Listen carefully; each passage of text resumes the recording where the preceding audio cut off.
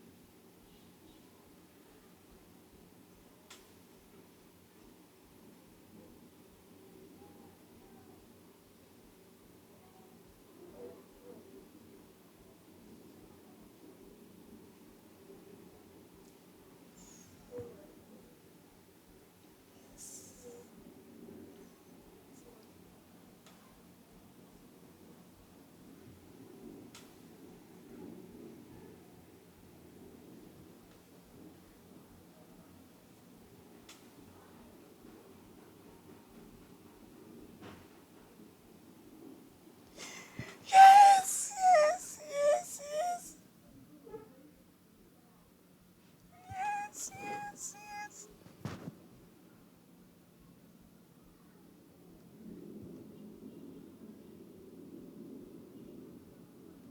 Yes! Yes!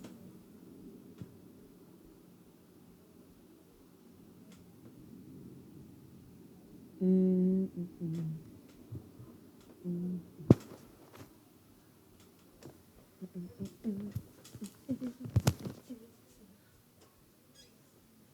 Orola, don't forget to please, I'm begging.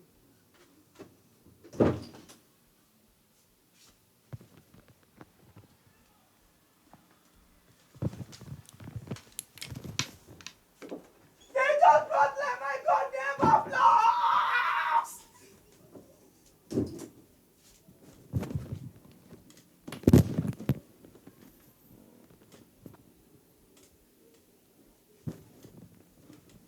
Oh, okay, okay.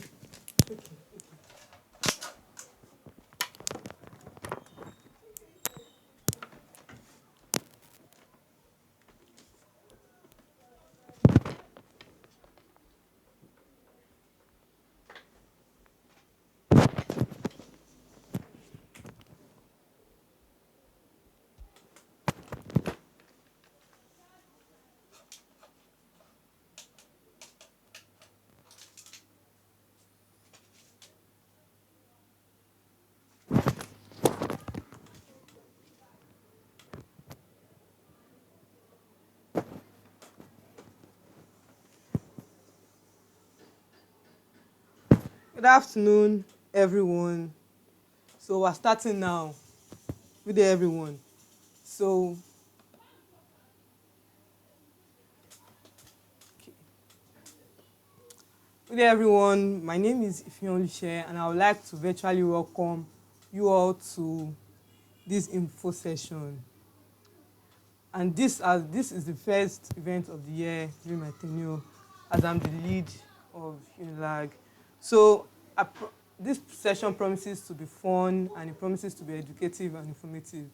So first off, I would like to introduce our first speaker, who is in the name of Aniedi. So Aniedi is our keynote speaker, and I'll be reading a little bit about Aniedi. Aniedi is an IT professional, open source advocate, an aspiring project manager and machine learning enthusiast. He has over 15 years practical experience working with startups in human resources, media, finance, education, logistics, and logistic industries. Let's welcome Aniedi as he'll be giving his keynote speech. Aniedi, over to you.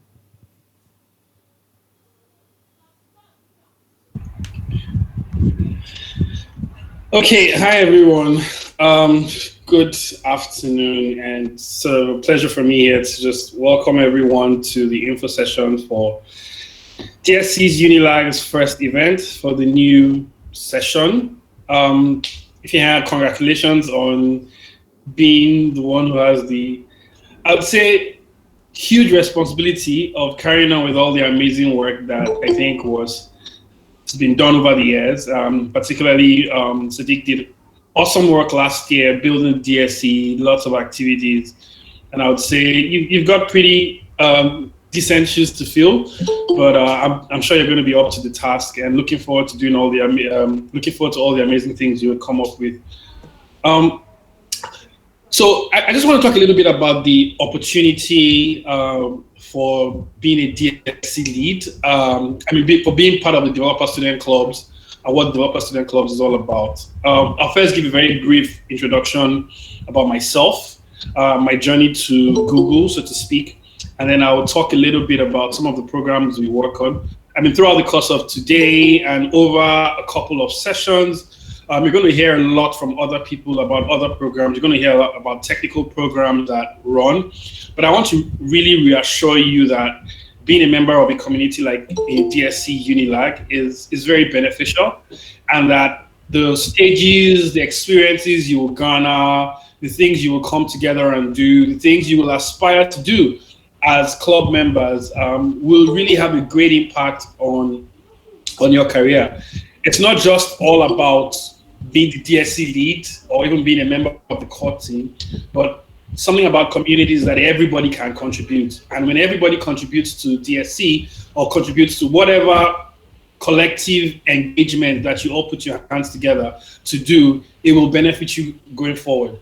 So like I said, I work on developer ecosystem team at Google. I'm based in Lagos in Nigeria, so very much DSC Unilag is my home school. I didn't go to Unilag, I didn't have that pleasure, but I schooled in Nigeria all my life. Joined Google about 5 years ago. So for those of you who may not know, I think, when did I celebrate my 40th birthday? Sometime last year or this year, I can't remember. So much has happened this year. But I'm just trying to put in perspective that I joined Google 5 years ago, right? And it's never too late, it's never too early to get onto something like an amazing opportunity like what you have at Google. I also wanted to just clearly emphasize that whether you're working for the university, you're working for Google, working for another company, or working for the government, wherever you are right now is not an impediment to what you can become. But to be very honest, they usually say the air is thinner up there. So to stand out from the crowd and to be maybe that one person who gets some amazing opportunity, some life-changing opportunity that may not be completely available for everyone, you need to do a little extra.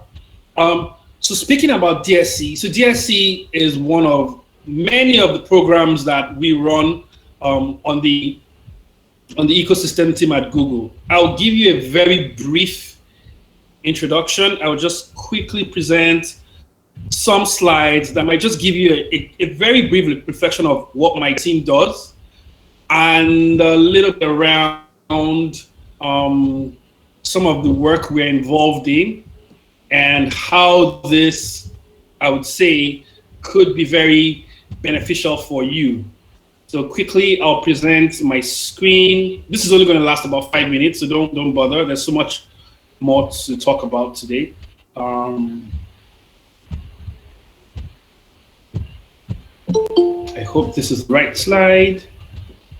Yeah, so the developer ecosystem and team at Google and what we do in Nigeria and across Africa is really to enable and empower the developer ecosystem to build impactful solutions. It is really, really very important for us that you get the skills, the knowledge, and the resources to change lives. So to change your life, whether that's your career, your first job, the company you go ahead to build, or whether that's the businesses or local organizations you impact with your software, your websites, your solutions.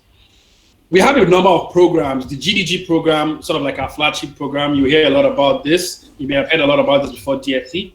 We have the Developer Student Clubs program, which is the program that is in Unilag right now, and which Ifihan is currently going to be the lead.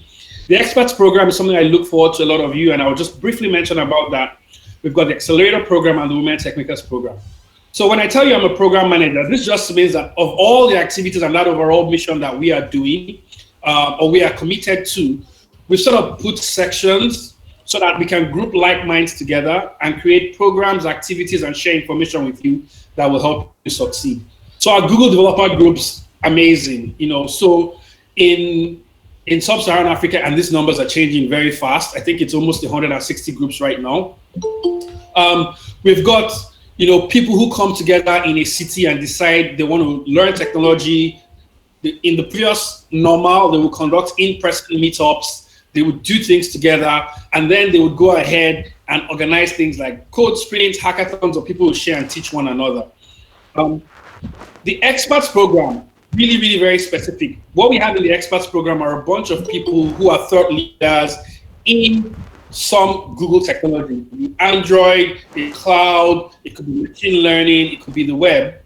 But apart from being thought leaders, there are also naturally people who will contribute to the community. So they will go ahead and share their knowledge, they will give talks, they will mentor. And this number is even increasing. I think, just yesterday in Sub-Saharan Africa, raised SSA, we say Sub-Saharan Africa, we had 3 new Google developer experts. So it's a recognition program where someone nominates you and we really sort of like show you about our expertise, we'll really showcase your expertise and give you opportunities to do more of the work you're doing. Femi Taiwa, who is the one with the afro on this screen, let me get my pointer, did go to Unilag, and he's one of the people who are often, we would say, a poster child of some of the stuff we do at Google, where he's been a Gdg lead, he's gone on to mentor other Gdgs, he's become a Google developer expert, he's the CTO of his own company. I think at the time there was no DSC, but there used to be probably a Gdg in Lagos, a Gdg in Unilag that he was part of.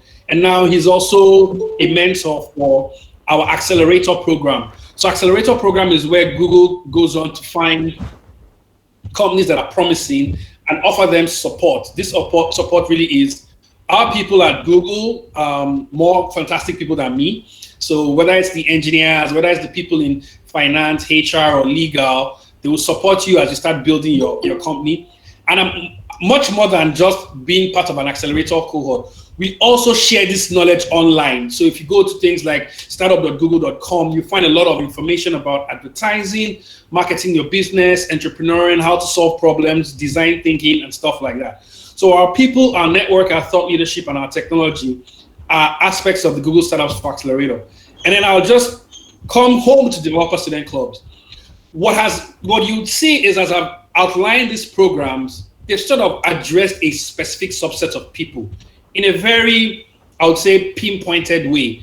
So if you're in early career, you're in a city, you're finding a job, we usually feel that the Gdg will be a great home for you. If you've become an expert, if you're aspiring to even become much higher, like a CTO or a technical founder of a company, of an engineering lead, the Gdg program tries to tailor Google's resources and provide them to you. And we feel that the Developer Student Clubs is a unique opportunity to say, when you are on campus or while you're still in school, start thinking about problem solving, start thinking about industry. And for the fact that while you are in school, ideally you're connecting to one another, you're seeing in the classroom, online classes, whether you stay in the hostel, 10, 20 times a day, you can actually build a lot of camaraderie. So it's like a special group of technology enthusiasts, not only engineering or computer science students. And I like to tell people, Google has 100,000 full-time staff. Thousands, tens of thousands of those staff are lawyers and accountants. If you know a lot about what happens in the space these days, there's a lot going on around policy, data privacy, cybersecurity, intellectual property. So it's not just coding, designing, backend, and DevOps. within the technology ecosystem, within the IT space, there are absolutely so many careers. And then coming into developer student clubs is saying, let us provide an opportunity on campus where you can learn from one another, you can learn problem solving, you can learn technology skills. Some of you may have expertise already, some of you may just be getting started. So developer student clubs is more like that ideal and special community where you're going to learn a lot of things. I think finally, Women Tech Makers touches on some of our diversity work, and diversity is not just about gender. There's absolutely a lot that has to do with economic opportunity, has to do with, experience, but people come in at different levels, and we really feel that we need to think in diversely while we try to create an inclusive community for everyone. So overall, these are the programs that we will sort of interact with, that are sort of like part of this cohesive ecosystem at Google, especially at Google Developer Relations. Our mission is to help you succeed in life, your personal career, your company, using Google and open source technologies. And we'll provide a lot of opportunities, community, awareness, resources, connection to other teams at Google who may be focused on a specific product area, whether it's Android, whether it's Flutter, whether it's TensorFlow, to help you succeed. So finally, what I would just want to share with you is you're going to have to learn to sort of trust the process. As you begin to start your information technology career, as you want to succeed, technology is a part of everything right now. So whether it's law, whether it's education, whether it's communication, whether it's digital marketing, you're going to be faced with a ton of resources. There is when I say so much information out there, in honesty, it is quite overwhelming. You cannot grab all of this at the same time, and you cannot do it alone. There is no such thing as a self-taught programmer. Even if you wanted to be self-taught or you wanted to be working on Stack Overflow, there's actually a community there. The thing that can make it easier for you is identifying like minds, people that are sort of like in your same boat, because if you jump into something and either everyone is too advanced or everyone is too much of a beginner or everyone is sort of like in a different mindset, while you're in school and you have some things you're dealing with, someone is like maybe dealing with family and dealing with job pressures and dealing with other things, it may not be the most cohesive way for you to grow. I think community, and I'm sure some other speakers will talk about this, is really, really very important for you. The final thing is that all you need is not going to come from the DSC program, but you will learn a lot about teamwork, team building, and I encourage all of you to rally around, support Ifihan, support the CITS, support your director, support everyone to really say, as we are in school, as we are students, why don't we put our heads together and create something awesome? It is no gain saying that some of the most phenomenal developments in the world right now, even for a company like Google, and of course other companies like Facebook, Airbnb, a lot of them got started on campus. It's absolutely the best place to create great friendships that could last forever, to see ideas you want to chase, and to find the like-minded person, not just someone you meet on the road, someone you know in school. You know whether the person is playful or social, you know whether the person is studious, or you know the person's full makeup. So it's very easy, and I really, really encourage you to find your project partner, your team co-founder, or start your business with someone you meet on school. I really do hope that the DSC provides one of the many pillars from one of the many companies, many products, many technology organizations that will contribute to your success. But your DSC will only succeed if you make it what you want to make it. So if you leave it alone for Ifihan, or if you think that everything should be just baked and you should come to the table just to eat, it's not going to be enough. All of you have to come together, bring together your social skills, your management skills, your administrative skills, your technical skills, your teaching skills, and try and see how you can identify where you are right now. You start from there and then build on your knowledge and understanding until you can get to anywhere. Probably end up in a place like Google, like me, or be like your director of CITS, or any other position. But everyone starts from somewhere. So finally, I would say, as you join the club, start from where you are, but have absolutely no doubt that you can get anywhere. We have Developer Student Club members, not just leads, who are software engineers at Google now. We have DSC leads who are software engineers at Google and Microsoft now under a space of less than 2 years. We also have DSC members and DSC leads who are doing amazing things in other companies like IBM, and some of them are already Google developer experts. So I wish you the best. I hope you guys come together, rally around with Ifihan to make this successful, make the best of it, and we are here to provide you with a stream of information, introduction to a lot of technologies, and then we really hope that you will take that and make the best for yourselves, because it's all about you. So thank you very much. I'll be here listening to the other sessions on learning. And like I said, I schooled in Nigeria all my life before I joined Google. Never had even traveled beyond Ghana before I joined Google. And over the last 5 years, I've had the time of my life using my knowledge and my experience to do more for myself and to do more for the Google ecosystem. I see my colleague Erica is on the call. Hi, Erica. I saw your avatar earlier on. Thanks for being part of this. I will hand over back to Ifihan. I don't know if there are any questions, but I know we're short on time. I know data is expensive. So I'm happy to just stay in the background and continue being part of today's event. Thank you very much. Thank you, sir, for that speech. Okay, so next up, we'll be having a session that is going to mostly answer the question people have about DSC.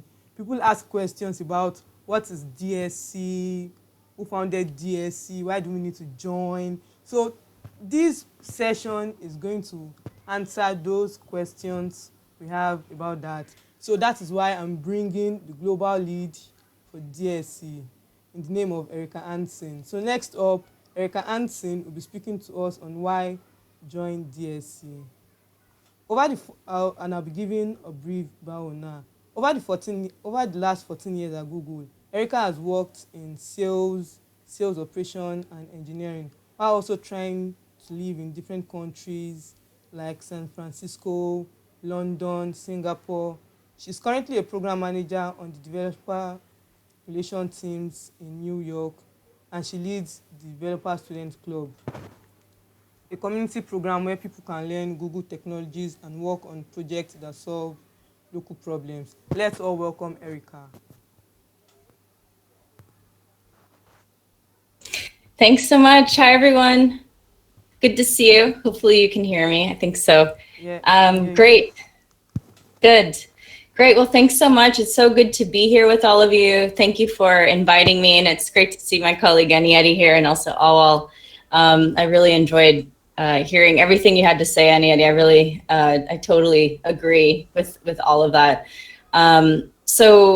And one thing he was mentioning is just being an active, making the community into what you want to make it into, being an active member, an active participant. And I totally agree with that. And I'm actually going to share some examples of that as well. So I'm going to share some slides right now, and I'll talk to you more about what is developer student clubs, and all of this with the main idea of why join DSC. And in explaining why join DSC, I'm going to share some examples of stories from members like you all over the world and things that they have done. And I'll share a bit more about the background of the program. So let's get started. I will briefly share my career journey. So I'm originally from California. I went to Stanford University where I studied psychology. So I don't have a tech background. And actually wasn't part of any kind of tech community. So it's really cool that you have this opportunity now to engage in community earlier than I did. My communities were through sports. I played rugby throughout college, and up until actually last year I played rugby.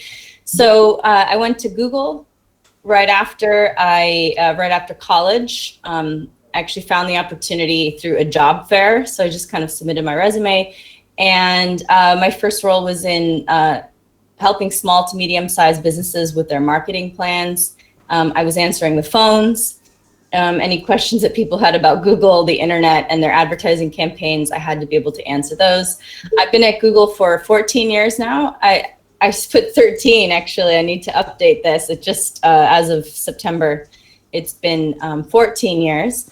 After San Francisco Glasgow and Mountain View. I went to London. Those are the pictures on the left. That's where I was doing sales operations, so mostly project management work. The picture at the bottom, that's when I was doing a 20% project. I started to get interested in startups. I wasn't sure if I wanted to have my career be 100% focused on startups, if I wanted to leave Google and start my own startup. So I said, hey, why don't I test this out and get connected to more startups. So what I did was a 20% project within Google, and I essentially managed a mentoring program where we connected Googlers with startups, and the Googlers mentored the startup. So I was like, this is cool. I like working in the startup space. But then I found an opportunity in Singapore. I did a 3-month rotation. So I tend to like to try out different things to see what is really a good fit for me. I did a 3-month rotation in Singapore, which led to a full role there, where I joined the developer relations team. That's the team I'm on right now, along with Annie Eddy, who you just heard from. And so I was focused on Indonesia, helping startups and developers be successful. I ran a number of Android workshops, and that was the first time I got involved with community. So my very first community event was the one in the middle here. It was a community event in Malaysia. And I thought, wow, okay, I really like communities, and I liked that people could come together and share ideas. It was a place for people to network and work on projects together. Actually, at a community event is where I met a woman who was interested in starting a community for women in tech. And so I was inspired by communities and thought, hey, let's do it. And we co-founded Geek Girl Meetup Singapore, which we led together. There's 3 of us on the core team for 3 years, running events around mostly focused on startups and design sprints and all that kind of stuff. So I loved being a member of communities. I loved leading communities with a core team and being engaged. So I've kind of been all the different roles and really enjoy all of them, member to core team and lead. Eventually I moved to New York. I've been in New York for 2 years. This is my apartment in New York, and it's great to be here with all of you. I now lead the Developer Student Clubs program, which I've been leading for the last 2 years. So that's my journey. Basically, I ended up in a role that I did not expect. I kind of carved out my own path, and it was cool that I was able to do that, just thinking about what are my strengths, what am I good at, what do I enjoy, and was able to find that by moving sometimes or just by moving teams. But I've been on this current team actually for about 6 or 7 years, and I've been able to pivot within the team and actually stay at one company for 14 years, which these days seems like a while. So I'm grateful for that. So let's get started. So I'm going to talk to you about what is Developer Student Clubs and some stories from members around the world. So Developer Student Clubs are university-based community groups for students that are interested in Google developer technologies. And these communities can be in person or also online right now in this environment. And this is where students can grow their knowledge in a peer-to-peer learning environment and build solutions that solve local problems. And so I really want to emphasize that peer-to-peer piece. It's really great that through university, you're learning through your professors and your classes, which is very important. And this is, really complementing that as well, that you can learn through peers. I find that peer learning is great. You can feel comfortable sharing if you're running into any challenges, and you can really learn a lot from each other. And you can also be, when you know something, you can be a mentor to someone else. So I really value that peer-to-peer learning piece. And it's also a place where you not only learn through workshops, but also you build solutions that solve local problems. And so I'll double down on what I mean by workshops and projects. So you'll be going through different projects, learning different types of technology, potentially Android and more different in different areas, and you'll be hearing more about that. But also projects, that's a key piece of being part of the community. And basically, the reason for projects is, it's great to learn, but it's really even better to put that into action and build a project and think about, hey, is there something I can solve for? Is there something I can make better? getting into a team and problem solving that and building a project that could potentially solve that, getting user feedback. And that whole process of project building really solidifies learning. And so that's what Developer Student Club is all about, is learning through workshops and building projects. And there is a solution challenge that happens every year where you can submit those projects into a global competition. I'll share a little bit more about that shortly.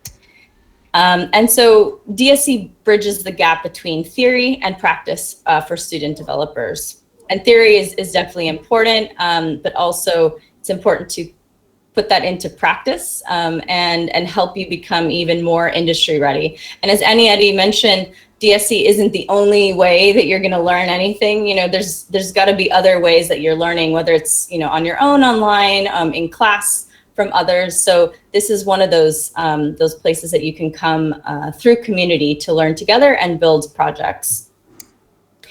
And so I'll give a bit of the background. So it started in India in 2017 as a way to bridge the gap between theory and practice. And we aim to provide students the resources and experiences to be more industry ready. And then it moved to India, where I started the program there, in Indonesia. And then it moved to sub-Saharan Africa right after. And now it's global. So you are part of a global community. There are over 1,250 developer student clubs all over the world like this one. And so that's really cool that you are part of this global community with many others all over the world, from you know, the US to Brazil to South Korea to Russia and Australia. It's truly a global community. And our goal is really to create impact. We want to impact students and empower them to impact their communities through technology. And all of you have the opportunity to make an impact by being active members and active participants in this community, and also by building projects that solve local problems. So that's what Developer Student Clubs is all about. And now I'm going to share some stories from DSC members all around the world. You can see what other members have done over the last couple of years. And I would just encourage you to also be active participants as well. So here's one example of a DSC member, like many others, who have built their first apps through the community and supported each other. And so I'm going to share a story about Hastu. She was part of a developer student club in Indonesia. She decided to join a DSC workshop to learn more about Android.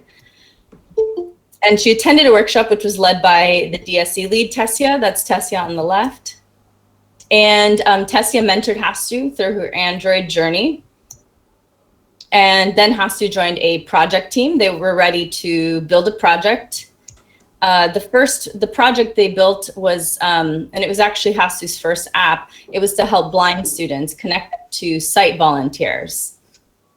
And they got user feedback. This is them with potential users getting feedback on their project to make sure that it's adding value.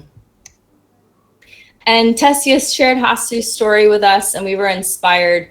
And one reason why she shared the story is she mentioned that Hastu didn't think she could become a developer because she is deaf. And through Tessia in the community, they were like, no, that's, you know, it's not, doesn't need to stop you. We're here to support you and for you to support us through this journey together. And she actually went to Google I/O and a couple years ago and shared her journey with Sundar, which was cool. And she also shared her story on stage at a Gdg, Google Developer Group Summit, in front of 500 people using sign language. And she's continuing to share her story and also work on apps. And she wants to be a CTO someday. And so that's Hastu, one developer, one member. She was a member of a community like this one. But what's also cool, it's not just about Hastu, it was about Tessia, the DSC lead, and providing this platform for her to grow as a developer, and Hastu really cared. But it's also about the community. The community cared. Everyone, the members were there to support her, but Hastu also cared. Hastu was there to support the community as well. So it's really a group effort, and it's essentially a team that you're all on. And so that was one example of a member. Here's another example. So DSC members have become active participants in their DSC communities. And so here's a couple ways they become speakers. It's cool. I like this example in Ghana where there was a Firebase workshop. One of the freshmen actually took the students through the basics of Firebase. He had a level of expertise and interest in Firebase and taught the class. So think of this as an opportunity to, if you develop some level of an expertise in a certain product area or technology, think about potentially being a speaker in the future. Also, you can be a leader, a volunteer. What I liked about Hannah's story, she's also was a DSC lead in Ghana, was that she went from a DSC member, she became a co-lead, and eventually she became the lead of the community. But I also like that she shared her journey into being a speaker. So she was a DevFest. It's basically an event that the Gdg communities run, a tech event. She was an attendee, and later she became a speaker of that community. And so it was really cool to see her journey from member to core team, from attendee of an event to a speaker the next year. And I was actually in the audience when she gave her first talk, and she at the DevFest, and she did a great job. And so I would just encourage you to think about how you can be an active participant. You don't necessarily need to speak or lead. You can be just an active participant, share ideas, work on a project with a team. And so there's so many ways to be active. It doesn't just need to be these two paths, but these are a couple of examples. So you have an idea of what other members have done in the past. And speaking of projects, DSC members have built projects together. And so I'll share some examples of projects. And I'm gonna play a video. Let me know if the volume sounds off, but let's try it. When I came to first year, I found it difficult navigating a lot of facilities on campus. Most first year students, they found it a major challenge. So I said, okay, this is something that we really need to solve. The DSC is a community where students who are like-minded come together to learn technologies in cloud, Android development, and web development. So after a few workshops, I figured that we could solve accessibility for first-year students. We decided to use them more as a use case to build a navigation system using AR technology. At first, people were like, this is really a complex problem to solve. But then after we broke the problem down, we realized that all the technologies we had to use, we had already learned them in our DSC workshops. When I heard about it, I was like, David, I need to join this project because I was lost basically the entire first academic year. That's what DSC does. It gives you a project and it makes sure that you are well equipped to work on the project. So we had a lot of volunteers and we broke them into teams. First, we had a Blender team to get a 3D model of the building. Then we had a Unity and scripting team who got the models and made it interactive and available to the Android team, who built the screens and the app and used Firebase, which stores user data and for business analytics. And we had a UI team who created a designer set and all the dynamic interfaces you see. Last, we had a documentation team who put everything into one file to make it available to the open source community. My name is Paul, and I study chemistry. I got inspired by attending one of the DSC seminars. I'm actually very impressed about my advanced journey here because I have a computer science student. I just have to focus on the PC part, computer-embedded apps, but he has something else to do. But he's still taking some time off to help us, and he's really doing a good job. Now I can build Android apps. That means I can use that as a part-time job, and maybe chemistry as my full-time job, or maybe the vice versa. There were times that we had to meet in the evenings. There were times we had to meet early in the morning just to get the project working. It was hard, but then we looked at the bigger picture and realized, okay, we can do this. So yeah, DSC is a family and it's about the learning of teamwork and leadership. What we built is not a perfect app, but we've come a long way by being able to use the knowledge that we gain from our DSC workshops. My God, this is cool. Who really love this?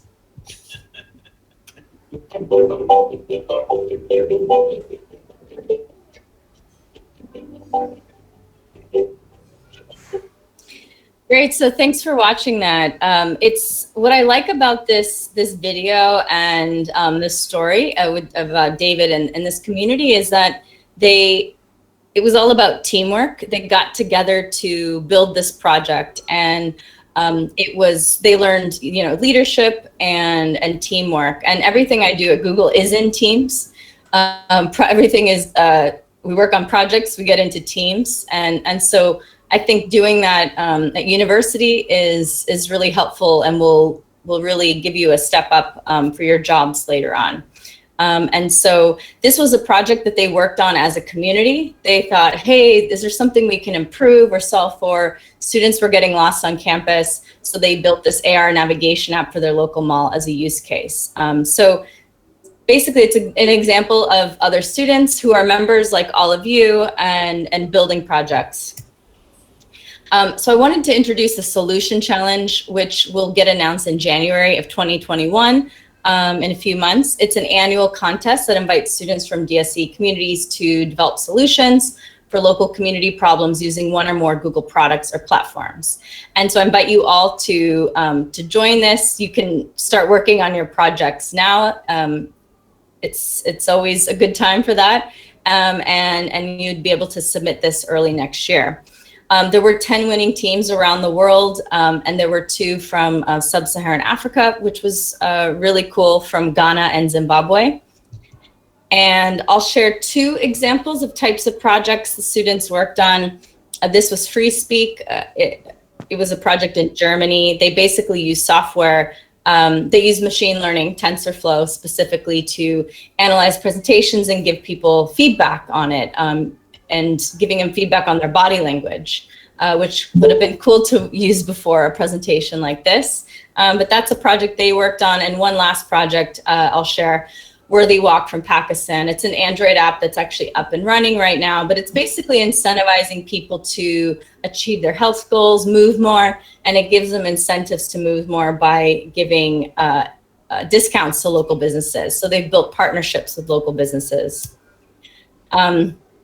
And I liked this tweet from a DSC lead. He mentioned that it was the solution challenge was a one of a kind practical learning experience while contributing to social good, and that really encapsulates what it is about. It's practical learning, and it's also contributing to social good, and that's a really cool part of this of project building and thinking about problems you can solve for and how to make an impact.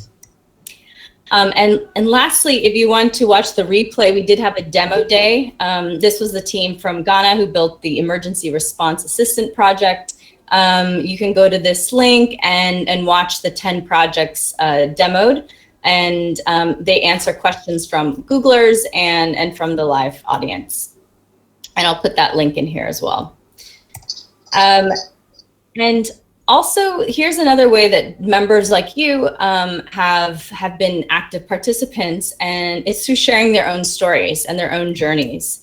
And so there's some from around the world sharing like Medium articles. I've seen things posted on Facebook and all social media just about their own journeys. But as members, you also have stories and journeys to share, and we would love to hear those stories throughout the year. I'll also put this link in the chat. We definitely want to hear any stories of maybe you were new in the technology space and built your first project, your first app or anything, and were able to learn something new. Those are stories that we love to hear. And one of my favorite quotes is from Tony Robbins. The only limit to your impact is your imagination and commitment. And an impact does not have to be huge, or it can be big or small, really. But impact, you know, there's really no limit except for imagination and commitment. So I really encourage you to imagine and be creative with it, but also to be committed to that journey.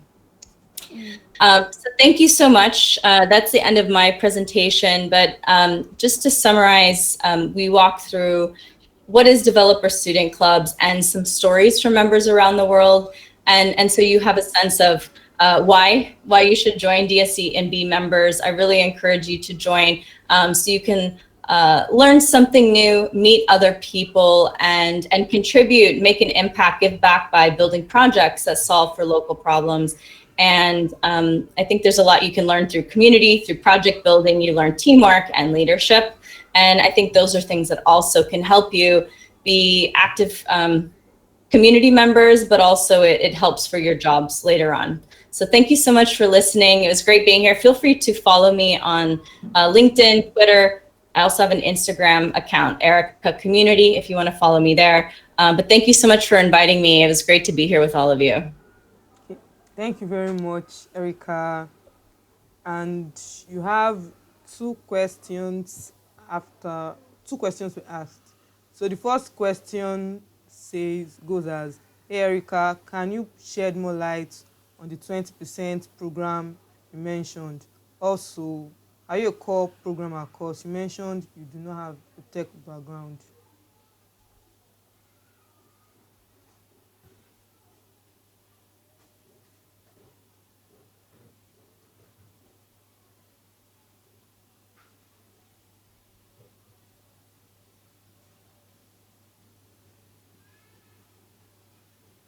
Hello?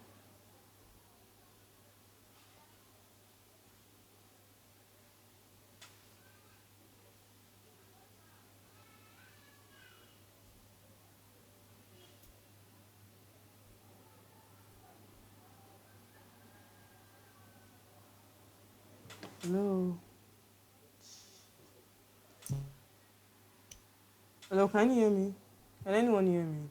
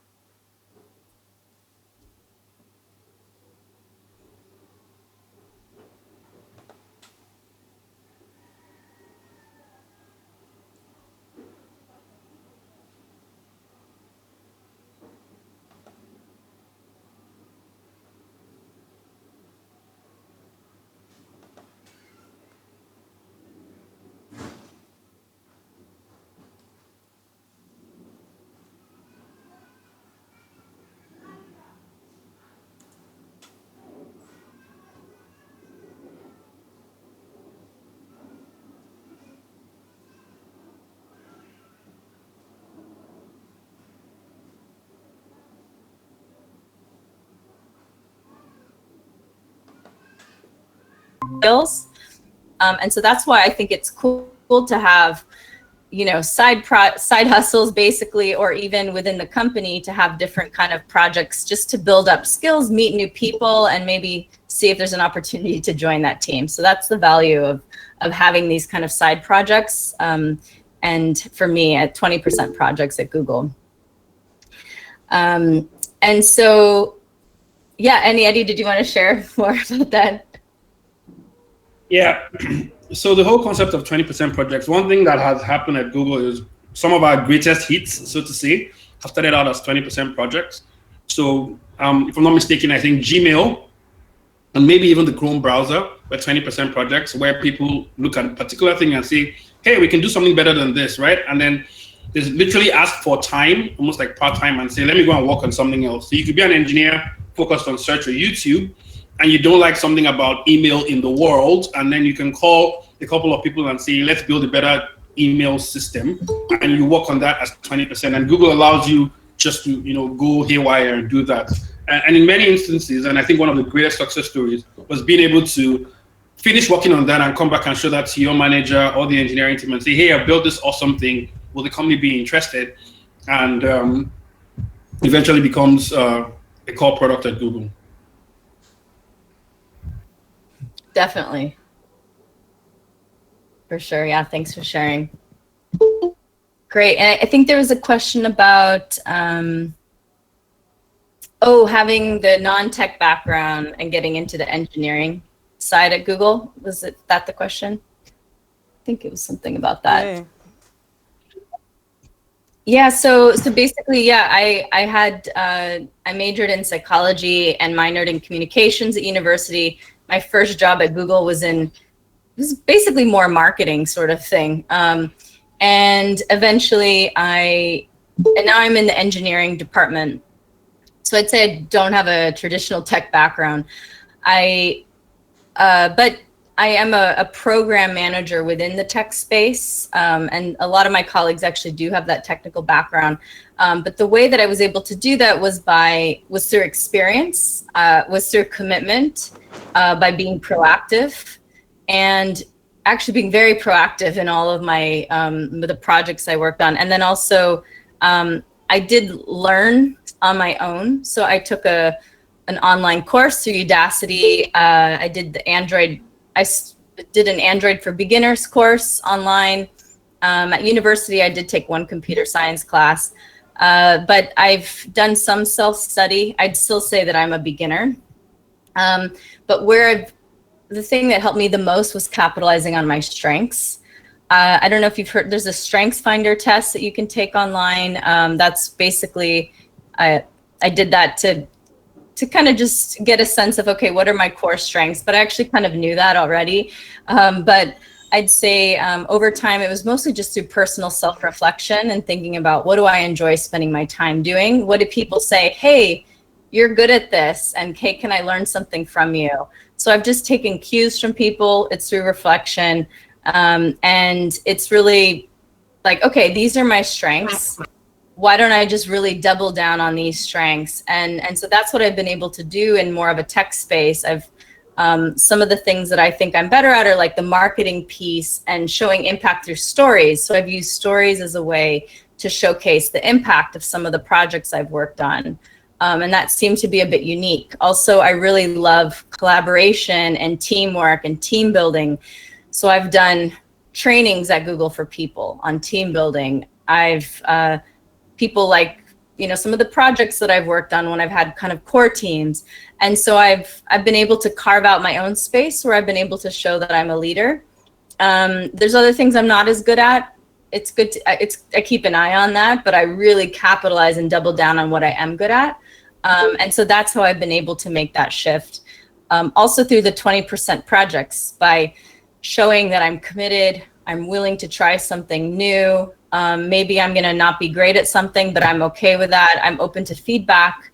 And through the 20% projects, through that rotation program, I've been able to kind of test out different things and show, hey, I can do this, even though I'm not technical, just give me a chance. And I was proactive every time with that. So I think being proactive, commitment, and just learning, doing self-learning online in your own time has helped. Reading different books has helped. The Lean Startup is a book I really like. I apply that actually to my work life, even though that's specific to books. There's a lot of things I learned about that, about testing things before you fully launch something. So yeah, those are some of the tips and ways that I've been able to get to this point. Thanks for asking. Thank you very much. So next up, we'll be having a panelist session where we invite 4 of our DSC members, some ex-DSC members that have graduated, and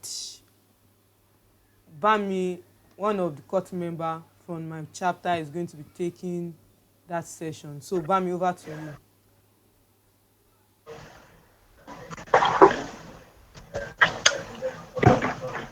Hello, good afternoon. Good afternoon, everyone. Welcome to the panelist session. My name is Bami Ogunfemi. I am, as Ifeanyi mentioned, a core team member and a front-end developer. And today I will be having four people who I like to call golden developers. They are super inspiring and you would definitely love them. So today we're going to be asking them how DSC helped them grow, both career-wise and personally. Yeah. So we are going to start with Oluwalolope Hope. I hope. Yeah, hello everyone.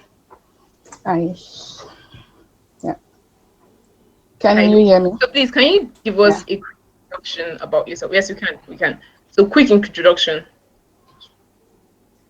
Okay. So I'm Hope, and I am currently a software developer at Union Bank, and I also love community. So I'm also a director at Umewu Code, Lagos. And yeah, so just one fun thing about me, I love food, both cooking and eating, and yeah, that's basically it. Awesome, awesome. It's great to meet you again, Hope. Yes, next I want to ask Ekene to please give me a brief introduction. Ekene Achinze.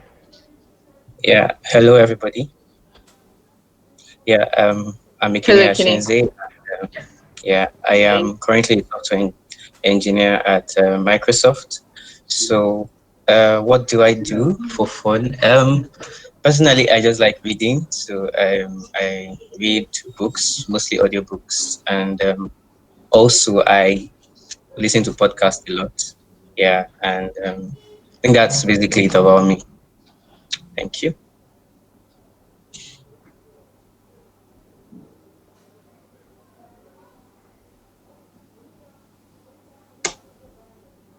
Okay, awesome, awesome, awesome.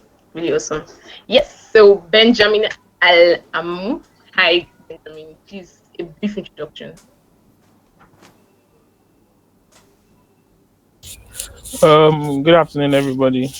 Um, my name is Benjamin Alamu, popularly called Cold Blooded by DSC members, and I'm currently a software engineer at C2G Consulting and at my Lord on NG. And okay, what do I do for fun? I just binge watch Netflix for fun. Yep, that's what I do. Yep.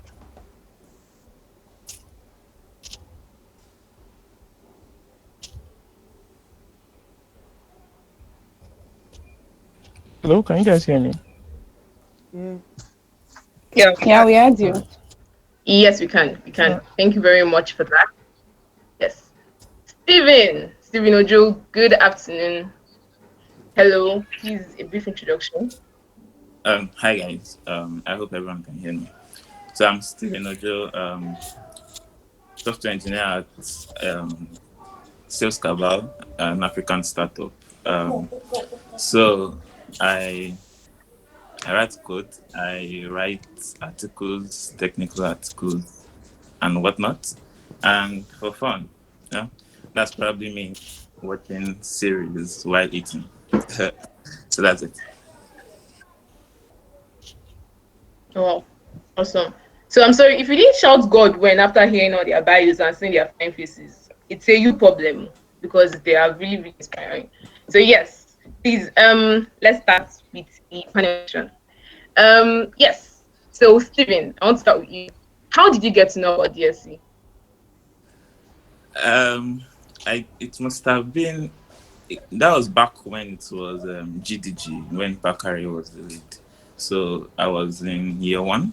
So there were some guys, some programmers in my room then, and then they were members. So they were in higher levels. I was just a fresher. So they used to talk about this thing a lot, and I was quite interested. And yeah, I asked them to add me, and that's how I got into this. Awesome. It's really, really awesome. Ikene, what about you? When did you hear about? How did you get to know about this? Well, for me, I really cannot totally pinpoint, right? But I'd been a student of Unilag for like a year, and then I've been looking for like a community of devs because I started coding, but I needed like a place where I could meet developers. But I think it was until there was an event. There was then it was also GDG Unilag, not DSC. So there was like an event, right, for GDG, and then I was able to see that event. So and then I joined that event. So from that event, I was able to like network and get into GDG Unilag then. Wow. We've been hearing about GDG a lot. That's really awesome. Really, really awesome. Oh, hi. Tell me, how did you get to know about DSC?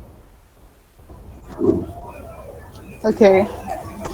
So basically, yeah, it's like dates back to Gdg days.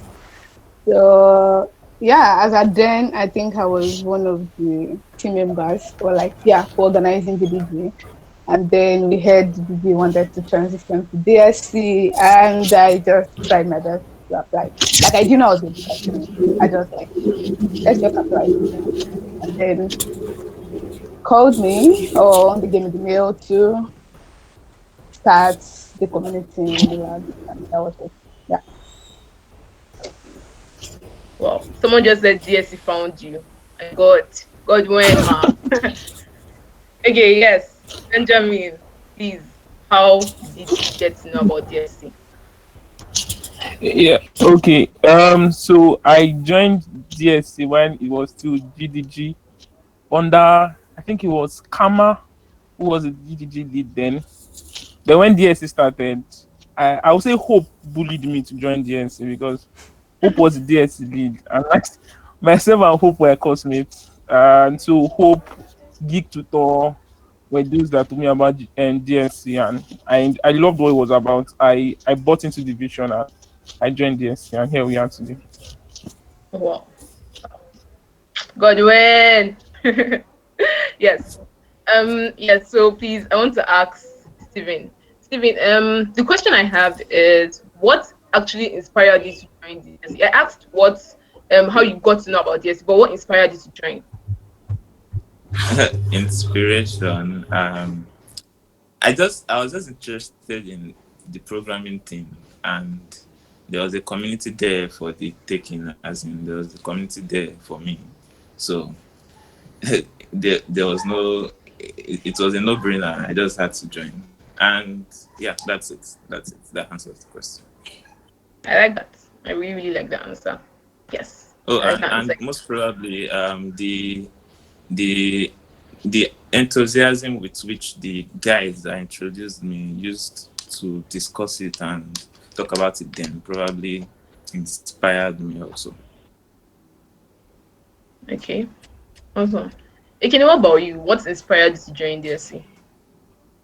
So for me, it was more of the fact that as I had said before, like always wanted to be among a community of developers, right? So after attending the first meetup, right, and then the person who spoke was Moin Adeyemi. So she's currently a Gdg expert now, right? So from the way she talked about how she grew her Gdg then, which is like DSC now. So the way she grew the community and everything, I was so I was so interested, and then I decided to join. So that was it for me. Awesome. I was going to ask Benjamin who inspired him, but I think he mentioned that it was Hope and there was Geek Tutor and they kind of bullied him into joining and all that. Benjamin, can you confirm they bullied you? But like, who is? Yeah. I would say, what are the top two people that you would say inspired you? So like I said, I was already a member of Gdg. But I would say it was Hope and Sadiq. Hope and Sadiq were the real driving forces for me to join DSC. Then Bakari Emmanuel. Yeah, Bakari Emmanuel also spoke to me about joining DSC, and you cannot say I know some community like DSC and not want to be a part of it. So I just had to join, and I'm happy I did. Interesting. Really, really interesting. So, Ekene, I have a question. How many years did you spend as a DSC member? Okay, so I think I joined DSC in my second year of school, and then school was 4 years. So I was basically in DSC for 3 years. Even though after I left school, I was still kind of a bit active. So say like 3 years, I was, yeah. Okay, and how if you had a graph, if you were to compare the growth you had made career-wise, from the year before you, like the year you joined DSC to the year you left school and maybe left DSC, what's the percentage growth career-wise that you've had? But I would say it was exponential because when I initially joined DSC, I have like a story. I'm going to share later of how my progression was, right? So when I initially joined, I used to code on my phone, right? And then when I joined DSC, I was able to network and meet people. I think I got my first internship there, where I got a laptop, and then I got a job from there. Like even my previous role, I started there while I was still technically in school because it was before I graduated. So I was still technically in DSC. So all the knowledge and everything I gained, right, was while I was there. So that's Wow. it. Yeah. I think these are part of the perks that Erica was mentioning. God, really, really awesome. Really great. Steven, hi. So I want to ask you, yeah, how many years did you spend in DSC?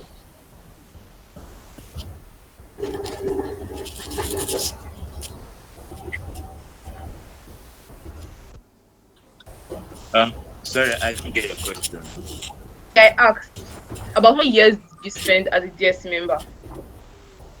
Oh, okay. If we're talking about DSC, that was I was there from the beginning, from when Hope started it.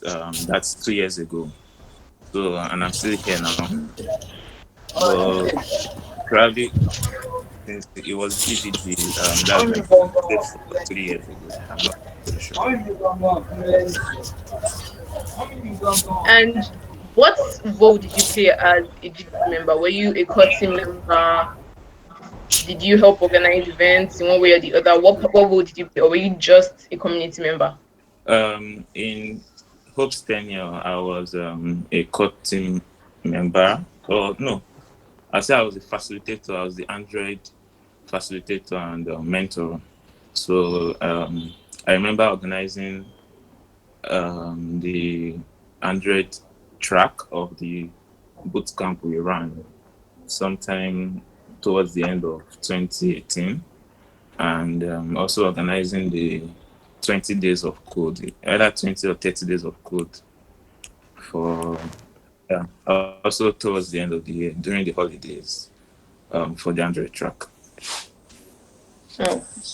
Oh, awesome. That's really, really awesome. That's really awesome. Benjamin, please, I wanted to ask, what role did you play in DSC Unilag? So I was a core team member. I was a core team member when Hope was the DSC lead. I also helped. I was a JavaScript mentor, so React.js and Node.js. I helped take classes on that, and I helped organize a couple of meetups also. Yeah. I think this all goes back to what Erica said and what Anedi said about building the community you want. The community has helped you so much, but at one point or the other, you've also given so much to the community, and that is really, really awesome. That's really great. Thank you so much for that. Yes. Yeah, Hope, I have a question. God, you were reading your bio earlier, and I was saying Godwin. Like I always say Godwin, but I was saying Godwin. I want to ask you this question. Did DSC help you expand your network, and how did it help you expand your network? Okay, so I think I will be dating this back to Gdg because I said Gdg. And then first, to your question, I would say no, because I mean, you can only expand something you have.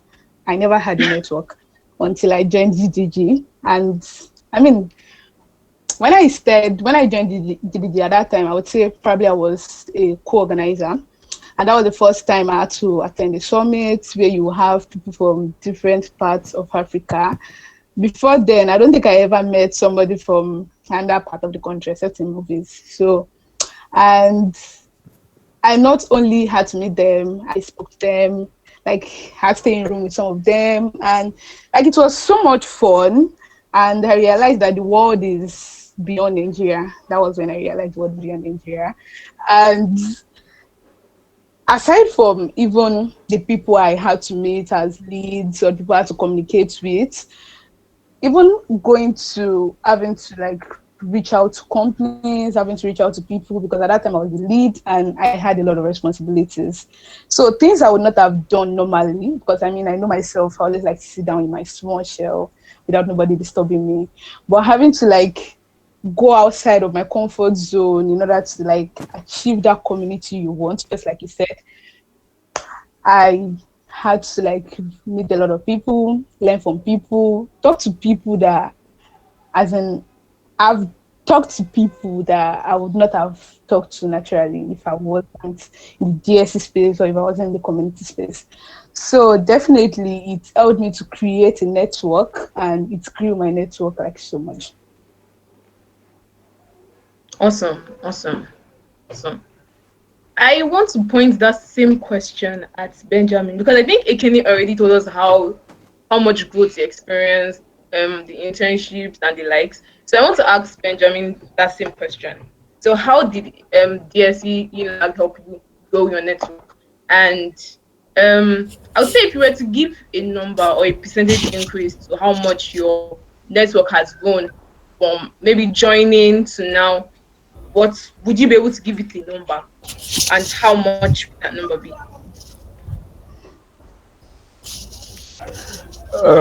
Okay, thank you very much. Okay, so first of all, I don't really think I can put a number to it. And my story is quite similar to Hope's story.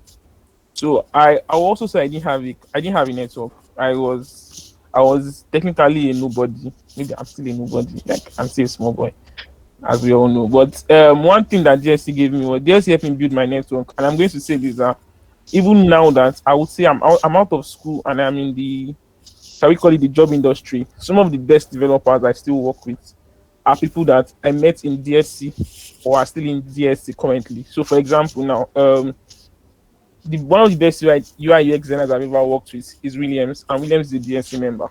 So I would say that, and fast forward to all the developers I've worked with, the likes of Timileyin, the likes of John, a lot of them I met in DSC, and a lot of opportunities I got, both in the job market and everywhere, started here from DSC, from the likes of Big Tutor.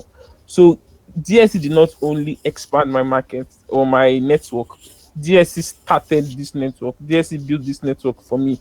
My first experience of working in teams in a team environment, not working on my own, building just a project for someone, was in DSC when we had the open hack week, that we had teams and all that we started under Hope's leadership, and I learned how to work in teams. And fast forward to today, where I'm working in a team of people, and all this would not have been possible if I did not start with DSC. So I will not. DSC has helped my growth exponentially, and it's more like I was at a zero before, and wherever I am today, DSC started the fruits, and I am still yielding the rewards of being a DSC member up till today. Wow, I'm so inspired. I'm so inspired. Thank you very much for that answer. I want to shoot this question to everyone. Yes. So I want you to all give me one significant experience that you've had at DSC that completely shaped your life. I know you've referred to it at one point or the other during my other questions, but just tell me that one thing that you think has like made you for life or helped you the most. That one significant experience. Ekene, over to you.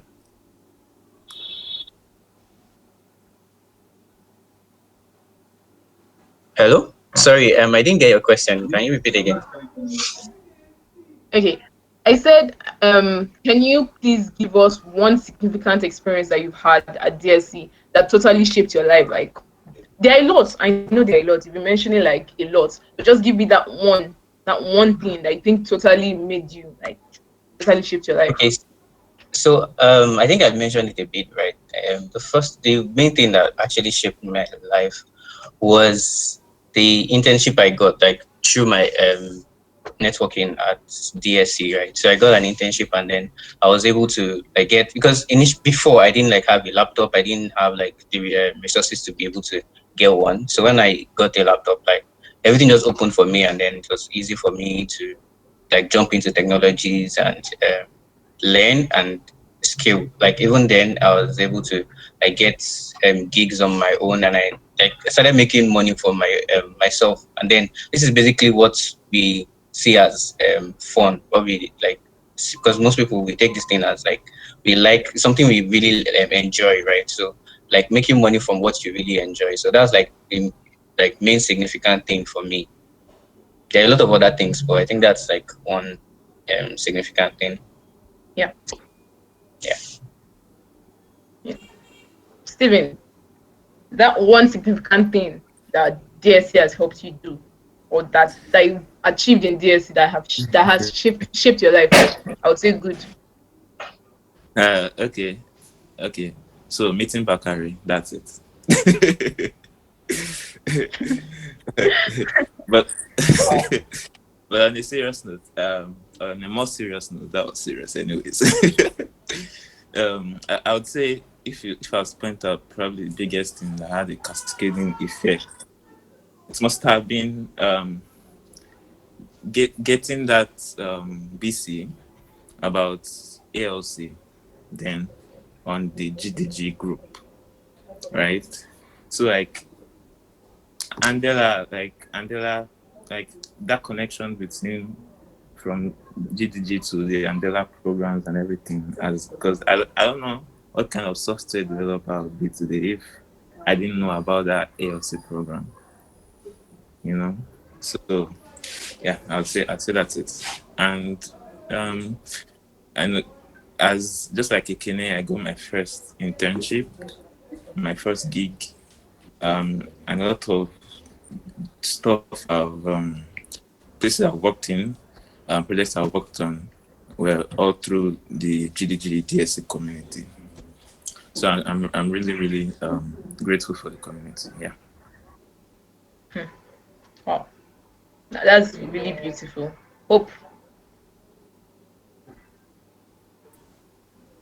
Okay. So for me, let me apologize ahead of time. So it's not going to be short. Like leading DSC was something really great for me because I learned so many things I couldn't learn in school, or I didn't learn, or I wouldn't have learned in school. And if there's that one thing that I would say had a ripple effect, it was Open Up Week. Having to plan Open Up Week was like, I don't know. I don't even know what made me think about it. I don't know how.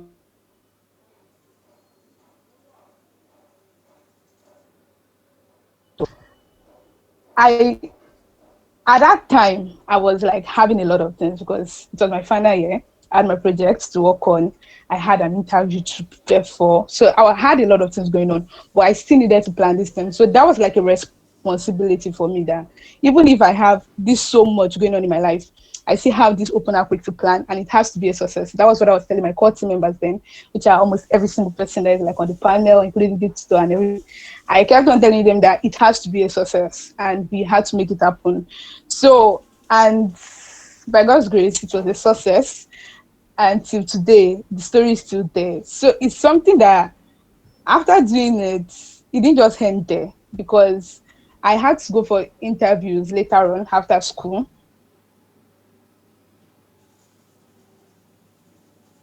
Having to do this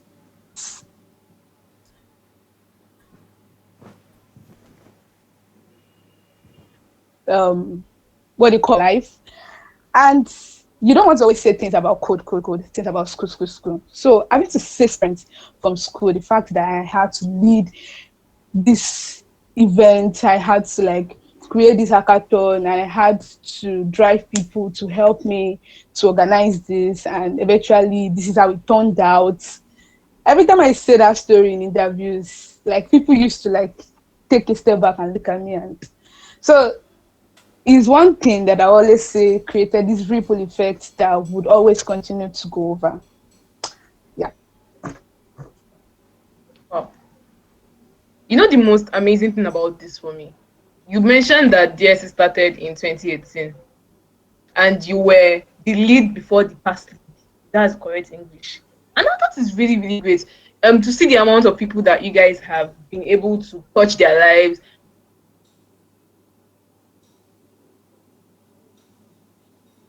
Now wasn't just how good you could code or how well you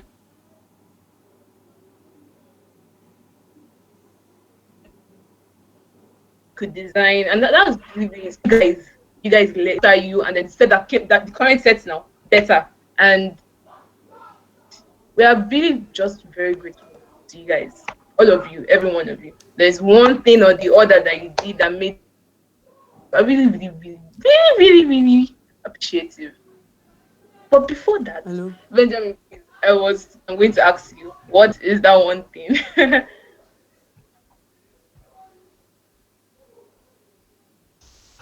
All right. So Hello? I think, yeah. Hello, can you guys hear me? Can anyone hear me? Yes, hear you. We can hear you. Yep. All right. So I think for me, I think it's split in between the 20 days of code and open hack week. So for 20 days of code, 20 days of code helps me build, I would say, this momentum to know that I can do things consistently. So they tell you that if you want to build a habit, anything you do for 21 days becomes a habit. And that was one of the things that made me so disciplined in my programming career. And for Open Hack Week,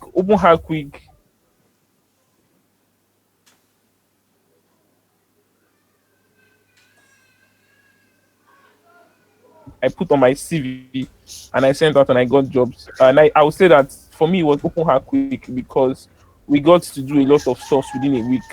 And I had a very, very large opportunity after Open Hack Week. Although at the end of the day, it did not pan out. It was with No, a, because I'm we like call organizing it an one of the event. top That's companies. why. It So didn't like pan most out of at the the end news of the call day I'm because seeing it. I was still in school and all that. But it broadened my imagination and it made me know that Oh, okay, I didn't if I know. can do I this, was then stuck in that the time. sky is definitely our starting point. So for me, it was really Open Hack Week.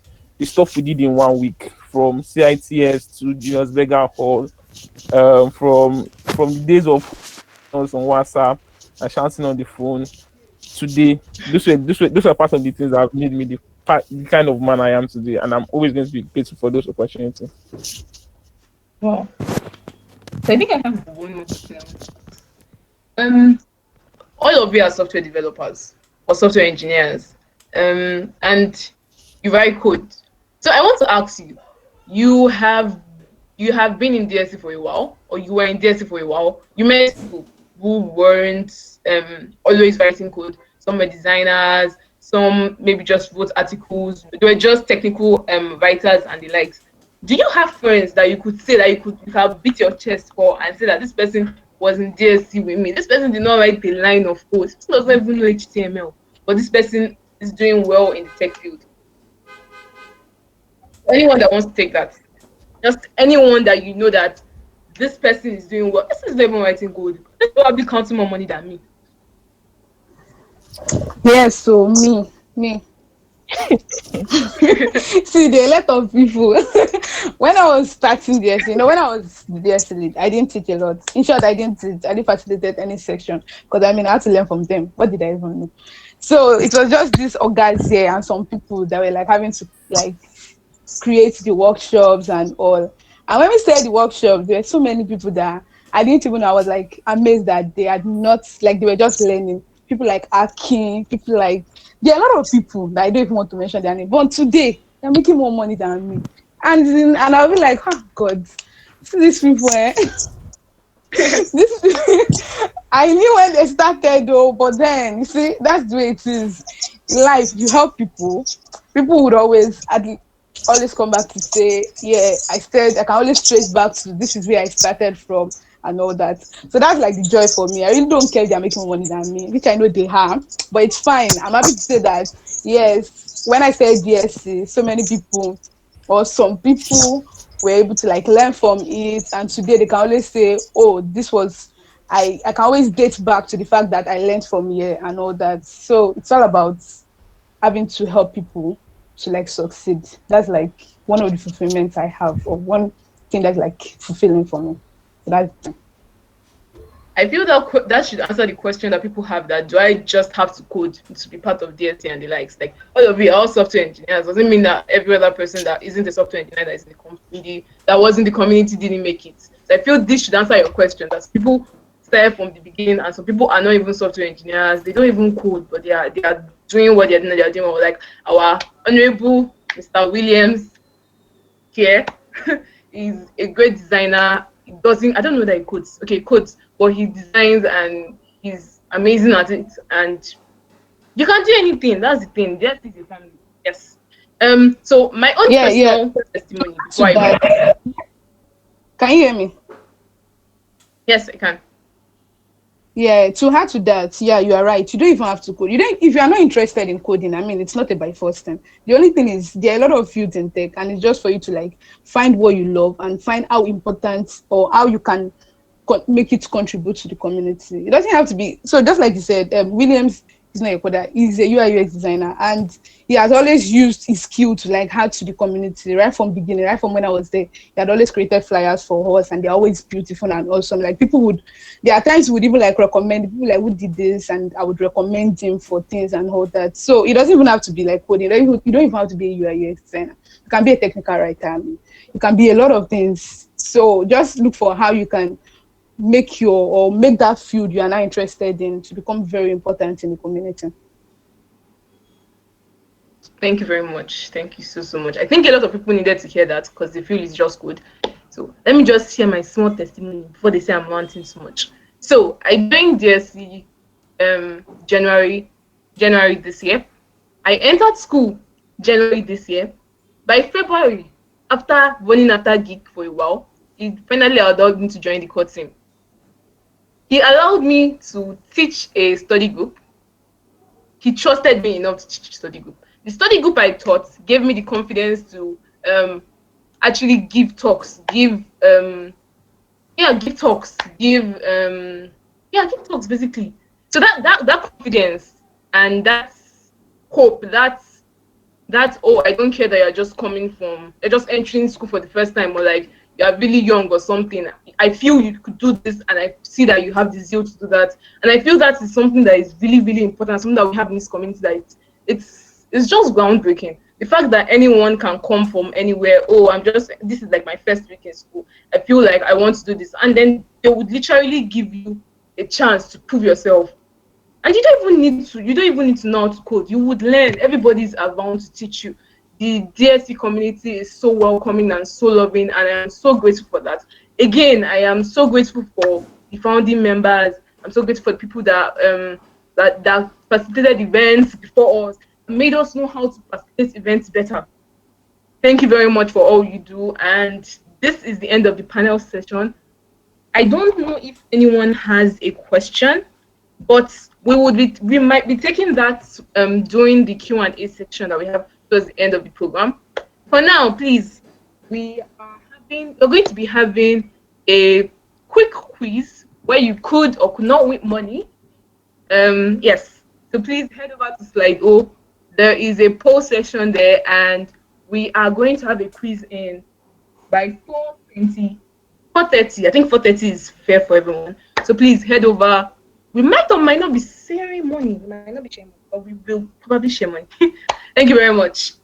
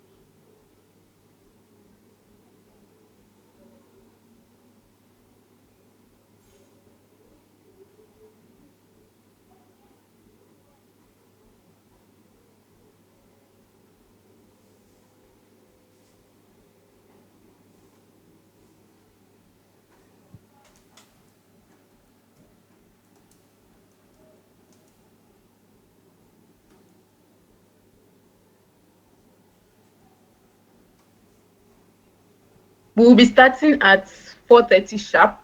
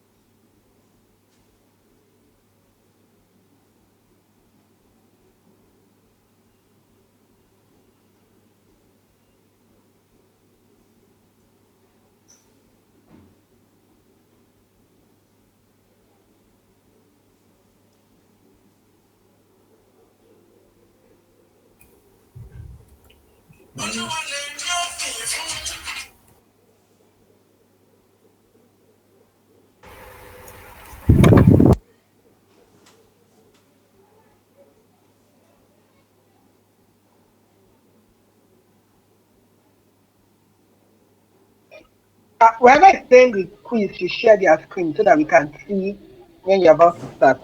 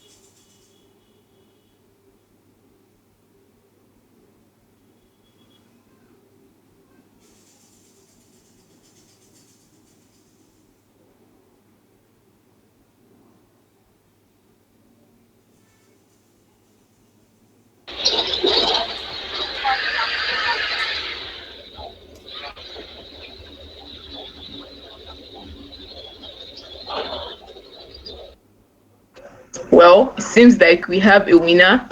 Please, Bits, can you please send your information to DSC Unilag, their Twitter DM?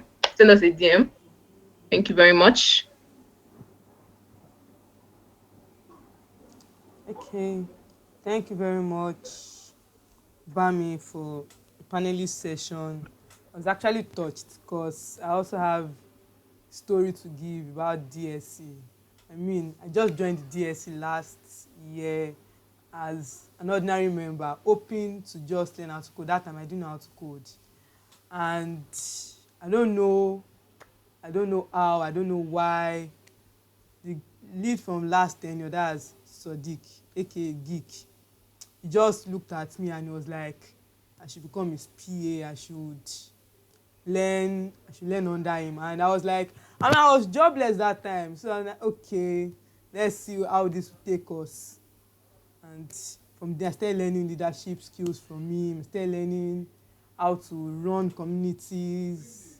I learned how to, act as a leader under him. And this year I was planning to actually apply for the lead role next year when I was in year 5, but then pandemic came and I was at home and I was like, okay, let me give it a try.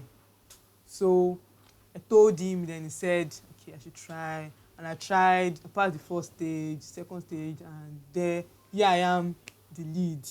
So what I'll just say is that just try to just be yourself and just give everything a shot, because you can't say what will happen at the end when you give your shot, because you don't know what will happen. So you can only give your shot to know how far you try. So next up, we're going to be introducing the next person that is going to give us a talk. And he happens to be no one than the ex-lead. Everyone knows him. Everyone knows who he is. I don't need to do any introduction. I mean, his name alone carries too much weight. Sadiq Akinjobi, aka Geek, the ex-lead from last year DSC. Can we welcome Geek to give his talk on marketing your skills in tech? We welcome him with a round of applause. Hi everyone. You can clap in the comment section.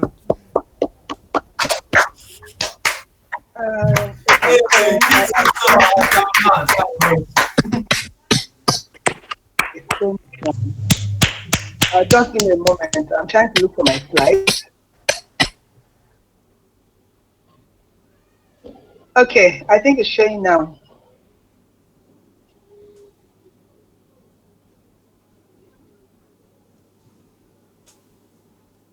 I can't see it. Yeah, I can see your screen. I can see it. Okay. Hi everyone. My name is Sadiq Akinjobi. I'm the Geek tutor. I like to call myself a baby boy. I work as what do I work as? I have plenty jobs, but I like to tell people that I'm a project manager at First Digital. My Twitter is at GeekTutor. I try to reply all messages that I get. I have a website, geektutor.xyz. It's just there.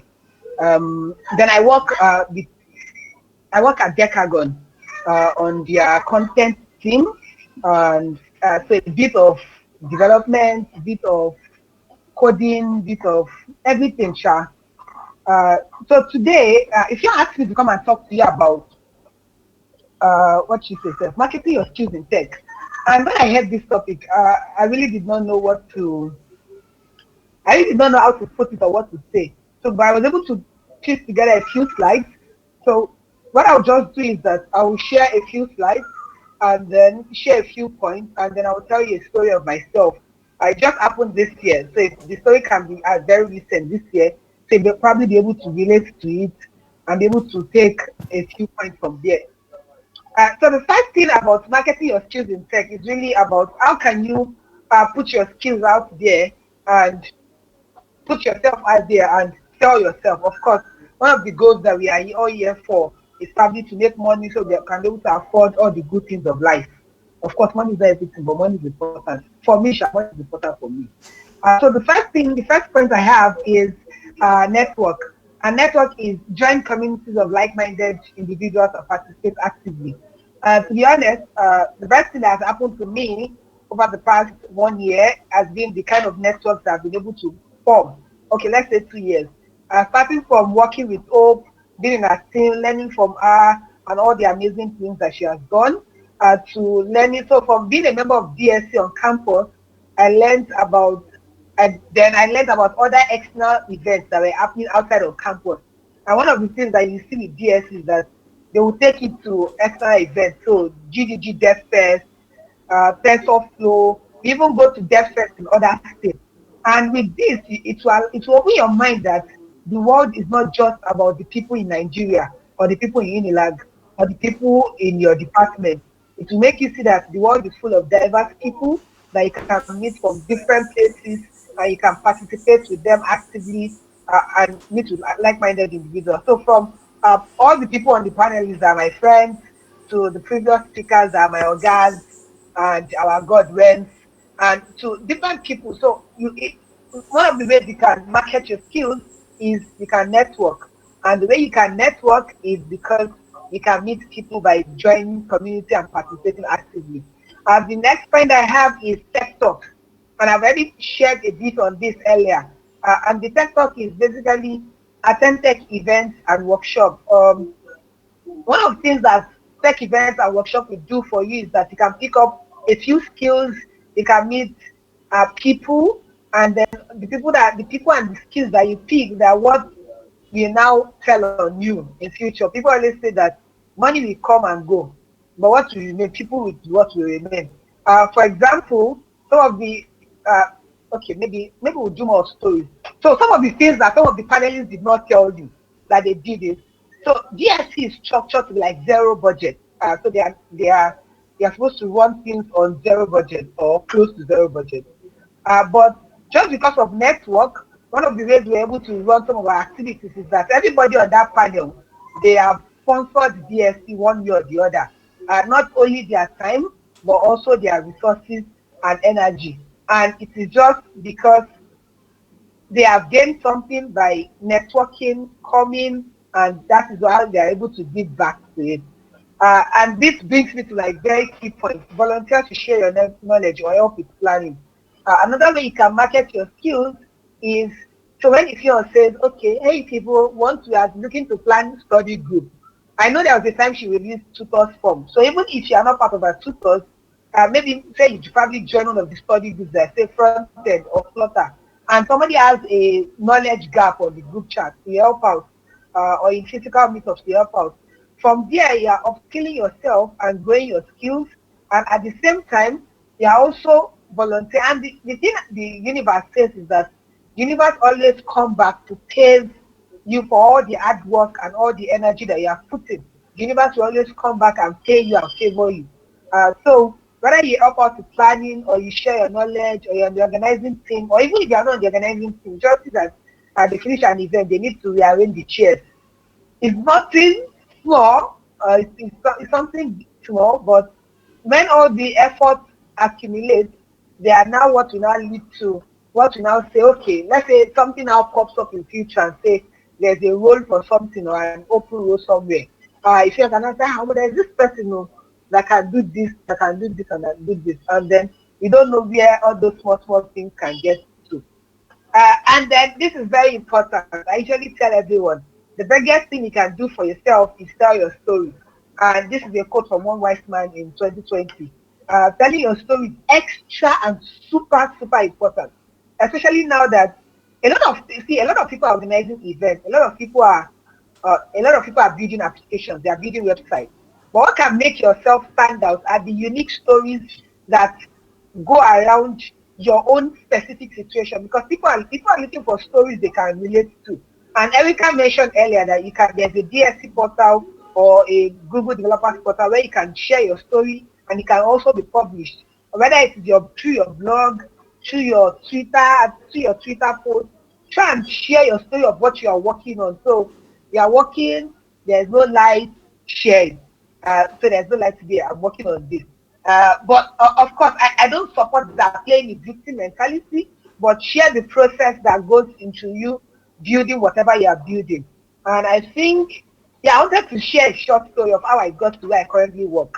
I think earlier in the year, an opportunity to volunteer for a program called, of course, there are plenty places, but I'll just share this program that I work on right now. So it's called CCG. It's a community group by Commonwealth Christian Center. And I said, okay, let me join. So I volunteered to be like a PA, like a personal assistant to some of the people on the program. So I was helping them basically coordinating the program, making sure that everything runs well. And then we're doing it for, it spans over 10 weeks. So, and every week, I spend roughly 2 to 3 hours on the program every week. It does not involve coding at all, right? It's just, okay, it involves coding now, but as at then, it was just making sure that the group was running fine, people were not lost, and all that stuff.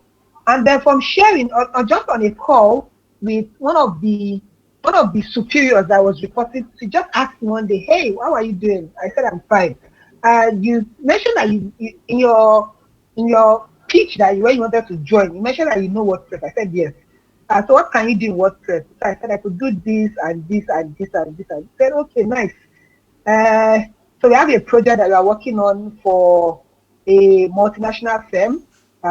It's a 4,500 company. And I think that we were looking for a way to structure the project, and we need somebody to come and add the content effort, like migrating the content from the former platform, which was just normal HTML and CSS, to a CMS, which is WordPress. So we needed somebody to come and add the project. And I was like, okay, sir, it was nice. At that point, I was doing my own thing because I run an agency. So I was doing Pet Digital alone as a project manager there. I was like, okay, makes sense. And that was how the next day, without interview, without sending my CV anywhere, without anything, I just resumed office. And to be honest, I get paid very, very well, like handsomely. And roughly in a week, I don't think, okay, I do a lot of work, but because I'm fast, I don't think I spend up to 20 hours working every month. And it's just and the whole opportunity came from just volunteering for something. So you should have asked the candidate what's that. So the whole opportunity just came just because I volunteered for something. All the effort can basically pay off if you volunteer and stuff. And then this is really important, showcasing your project. Right now, some of the things I try to do personally is when I work on something, I try to tweet it. So because Twitter is what I love the most. So it might be Instagram for you, it might be LinkedIn for you, it might be Facebook for you, it might even be your WhatsApp status, and which I also try to do. When you share that, you're working on this, you showcase yourself. Different people that you don't think they are looking, they are definitely looking, and then they might reach out to you one day and say, hey, Alpha, I saw you did this one time. Can you make an app for me? Can you make a website for me? Can you do this for me? And from reaching out to you like that, just from showcasing your project, people can reach out to you, and then you can showcase what you have worked on. And then hackathons. Hackathons are also an opportunity for you to compete and build cool stuff in really short time. And thankfully, with DSC, you hear first-hand information of any hackathon that is happening. So whether it is the FSI hackathon, any hackathon in the Google developer ecosystem, and even outside of the Google developer ecosystem that you can hear of and you can participate in. And of course, apart from just building cool stuff in hackathon, you also have access to mentors. So it might be people like Awao that has a lot of experience, and Eddie and a couple of others.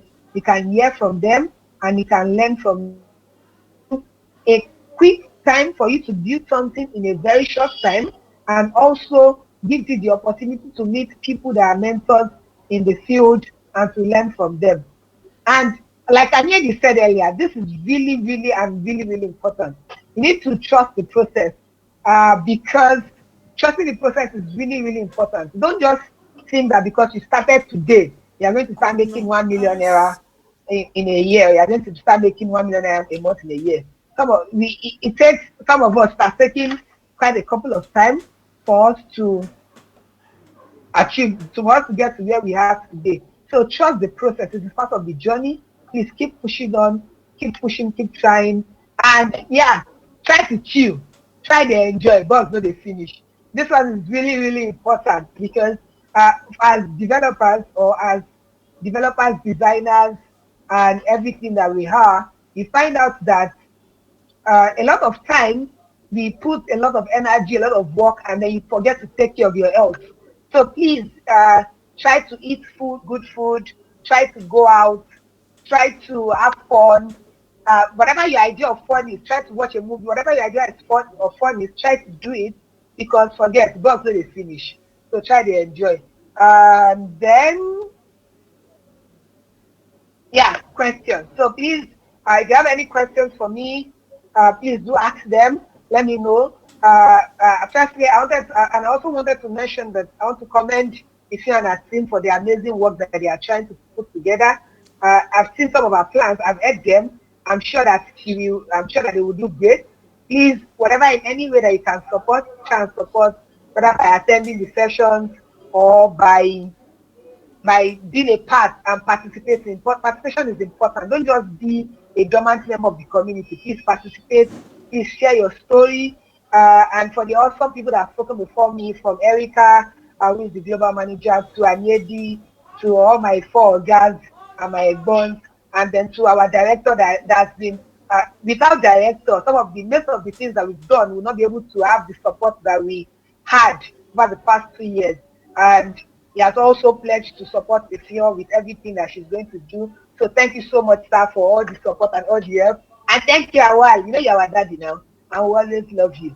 So I'll take questions now, if there are any for me. And then the most important quote that I have for you today as I pass on marketing your skill is, be your own hype man. If you don't hype yourself, no one will. And this is really important, that a lot of people say that share your story can be classified as pride. But to be honest, if you don't talk about what you're doing, if you don't talk about it and you don't share it, no one will come and do the sharing for you. So you have to comfortably and confidently put yourself out there, talk about what you're working on, hype yourself, because when you do, a lot of people can hear your story, and the sky is the starting point. Thank you very much. I am at Gdg Tutor. Thank you very much, Geek. If you have any questions, please ask it on the link that was sent. So I'm going to ask only one question. The remaining will be during the Q&A session. So the question goes thus: how do we manage to do so well at hackathons as beginners? A good question. So what I can say, for most hackathons, you get to be part of a team. So for most hackathons, so if you're a beginner, what you should first do is that you try to have at least 1 or 2 projects under your belt, so you can have a rough idea of how you want to work. So for example, if you're a designer, most designers have specific type of fonts that they like for specific type of things. So if you practice enough, you're able to have like specific fonts that you use for specific things. And if you're a developer, you'll be able to know whether, okay, front end, whether it is you like to structure your folder directory in this way, or you like to use Bootstrap, or you like to use WordPress. Then when you know all the tools that you are comfortable with, you can now be on your team. So that thought process of thinking about what to do first has already left your head, because you already have a project template and structure that you can follow, and then you can now get right to building whatever you are building. And another thing about hackathons is, don't go to hackathons with the mindset of winning. To be honest, that's what I tell most people. Go to hackathons with the mindset of trying to build something in as very little time as possible. And then even if you don't complete what you are working on during the hackathon, you can complete it after the hackathon, and then get probably you can either invest your money in it.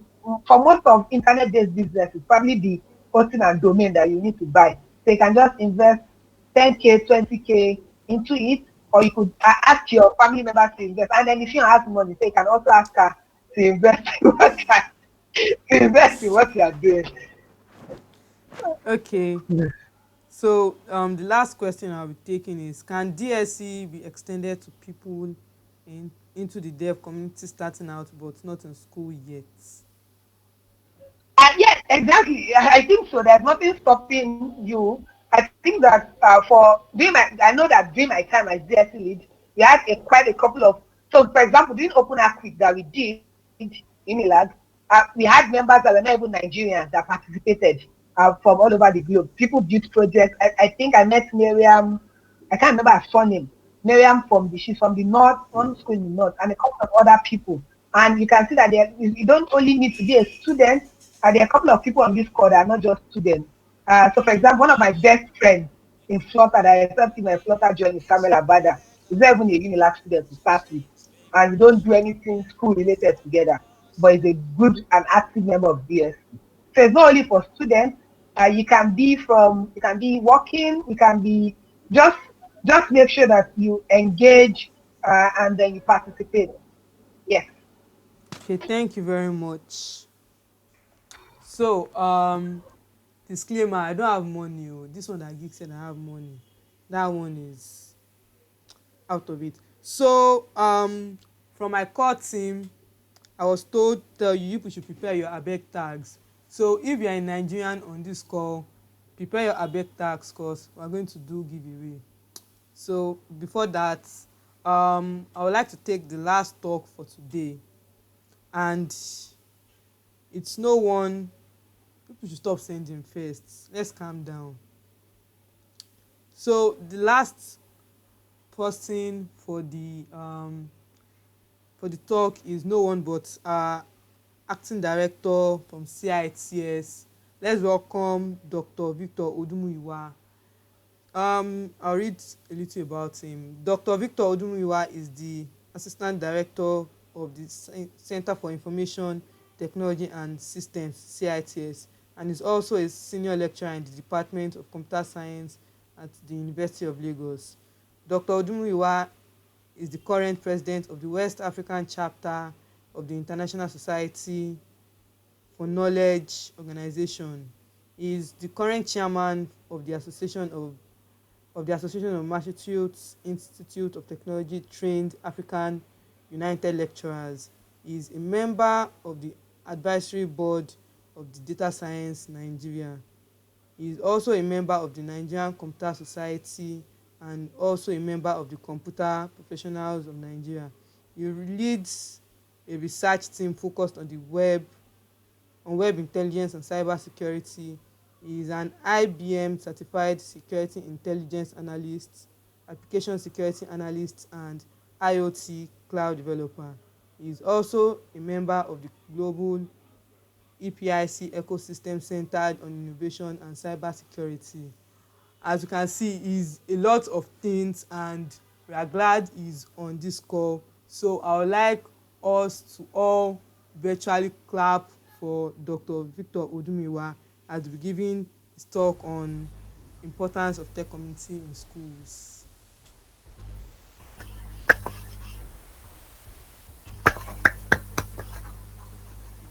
Okay, over to you, sir.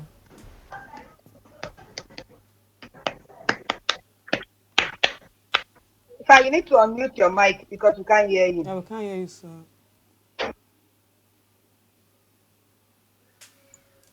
Can you hear me now? Yes, sir. Okay, sorry. Thank you, Fiona, and thank you, everyone, for the opportunity to be here with you. And I would like to thank all the speakers that have spoken so far. I tried to listen to all the presentations. I'm just to pick one or two things. And I was wondering, what am I going to speak? They've said almost everything. But all the same, I still have some few things to share with you. And let me also appreciate you guys, what you are doing. I know quite a number of you, and even the panelists, most of them are my friends. But they are my students, they're also my friends. Let me put it that way, because I also try to make my students be my friends one or the other. That's an advantage to mentor them and to also help them to build confidence. Okay, so let me also thank Ifimo and thank Sadiq. Sadiq has been on my neck for some time, and let me congratulate you for your tenure and also congratulate Ifimo for taking over from you. Okay, let me now go to the talk. Just 10 minutes I think I have, and I'll try to see if I can if I can just stick to the time. You've heard a lot, and I don't think there's anything new you need to hear. So just give you some few minutes to share my screen, or a few seconds.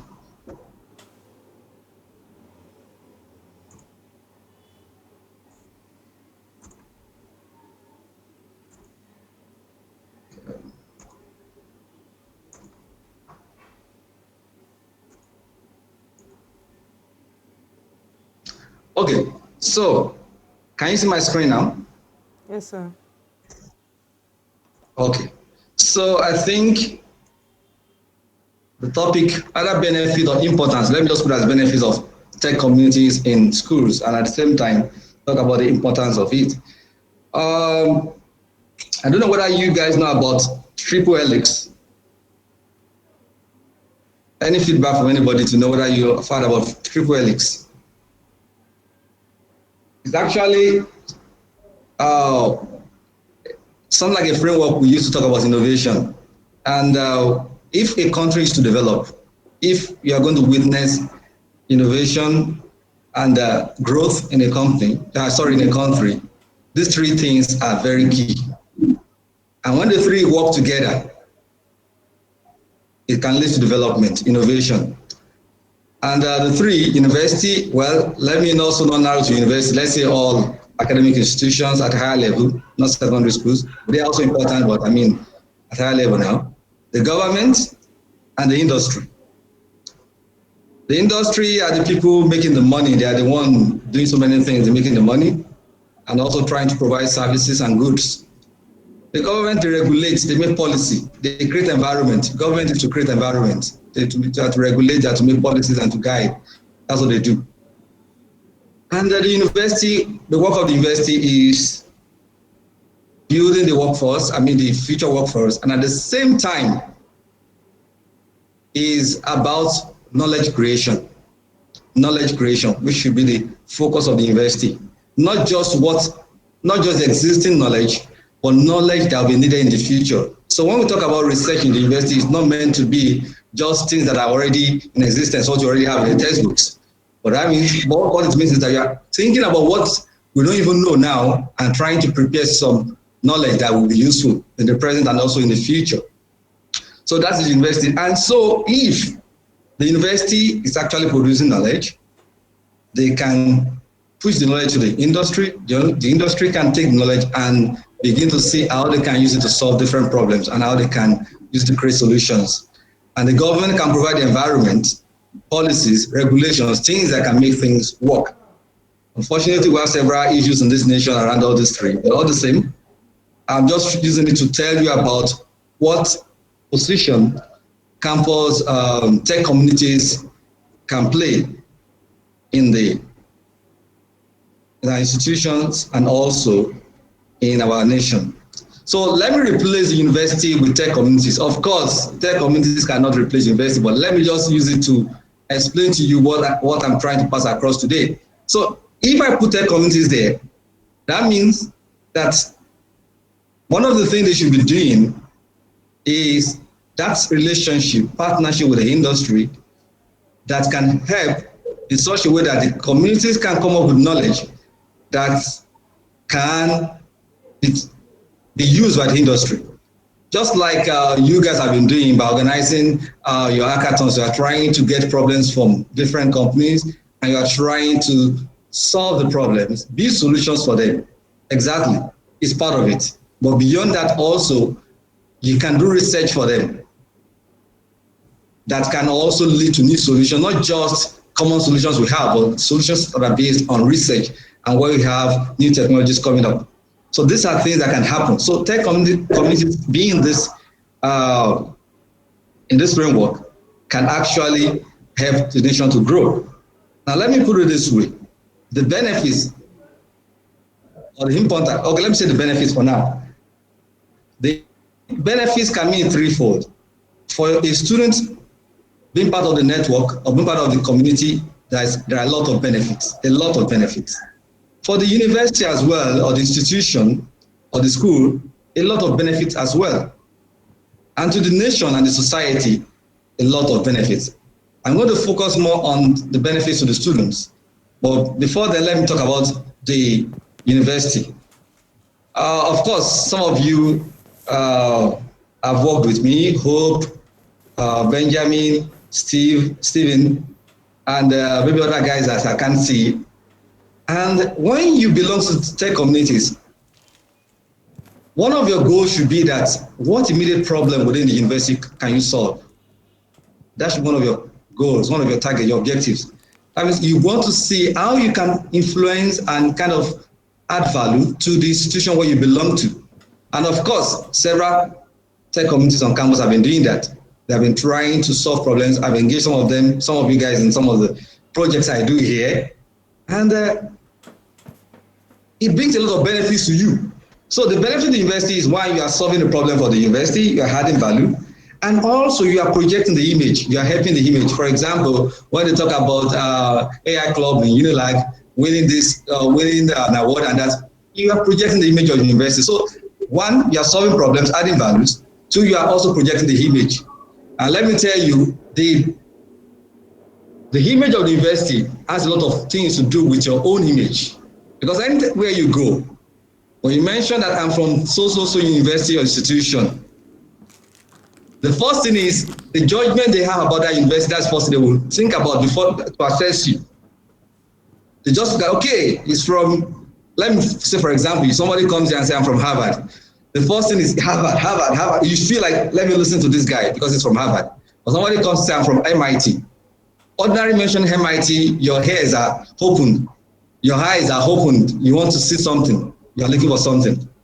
The same thing, Unilag or other institutions. So when you have tech communities on campus and you are solving problems for the university and at the same time solving problems for the nation and you are projecting the image of the institution, you are actually working something around your whole image as well. Because everywhere you get to and you mention where you are coming from, they look at the image of the institution and they use that to kind of assess you first. So many benefits to the university. Solving problems for the university, the image of the university. I remember also recently there was a report about University of Lagos being I think the best entrepreneurship university in the nation, and maybe also third in Africa, I can't remember. But what happened, they assessed, they did a survey, and look at the entrepreneurs out there that are doing well among those in Africa, and they discovered that a lot of the products, those guys are from University of Lagos. And so we are rated the number one in Nigeria, I think number 2, number 3 in Africa. So when you go to a place and you mention you're coming from Unilag, just because of what the products of Unilag are doing, they look at you that, oh, we're expecting much from this guy. So that's one of the things. When you are tech communities on campus and they are actually making exploit, doing exploit and adding value to the community, to the society, you're actually helping the image of the university or the institution, and that also got transposed to the rub off on you and on your own image as well. Now, benefits to the nation and society. Of course, any community that is solving problem, tech community solving problem for the nation, you are actually reducing the problem in the nation. You may think your solutions are not really, this is just a small solution, but you wouldn't know. When you have a lot of solutions, like if you come together as a tech community and you are building open source, you may just think, okay, we have just done this project, we'll throw it out there. Somebody can pick it up and do something great with it and also expand it. And you may be solving some problems in the nation. Look at what happened COVID-19. How many people thought about it, that something like that would happen? Even when it was happening in China, no, people didn't believe that to get to that extent that it would be all over the world. And how many people have thought about our children, primary schools, pupils, secondary school students staying at home for 6 months? Let's say some tech communities on campus have thought about this, that, okay, let's even build an online solution or a solution that can help pupils in primary school to learn, from home. About all these elements we're having are tailored more towards our institution. But if you look at it very well, no specific solution is tailored towards these pupils in primary school. You understand? And a lot of them, especially public schools, are doing nothing. So when the communities come together and on campus and they just imagine problems and they try to solve, you actually be creating solutions that can move the nation forward. You wouldn't know when those solutions will be very, very relevant, but once you have things and they help them with all the platforms you have today where you can push your solutions, a solution you pushed 3 years ago may be relevant today, and somebody just pick it up, and from there, look at what can be done with it. And we've seen that during this period, several solutions that people were not even looking at. People have taken it up and they've tried to use it to solve problems. So, of course, a lot of benefits to the nation and to the society at large. Now, let me come back to you as students. What are the benefits? One, I wanted to see tech communities as on campus as a kind of lab or a test bed for you. That means it's the place where you can experiment. When I say experiment, I'm not saying where you're trying your codes, but I mean where you can experiment about things about life. When you're applying for a job, most often today you will hear in 2 years experience, 3 years experience. Where are you going to get that experience as a student? Where? And most organizations, they are not expecting to hire you and you come and make mistakes. That means they want you to come in and just add value to them. And so where will you make your mistakes? You need to make your mistakes somewhere. Everybody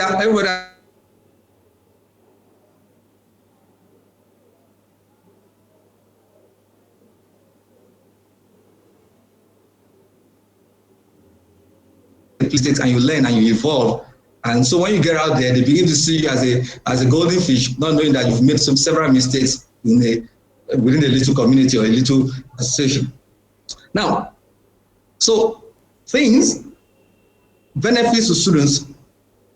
One, soft skills development. Your tech communities can help you to build soft skills, and which is very, very relevant. So I'm going to spend more time on that. Very, very relevant today. Beyond your coding skills, soft skills are very, very relevant, very, very important.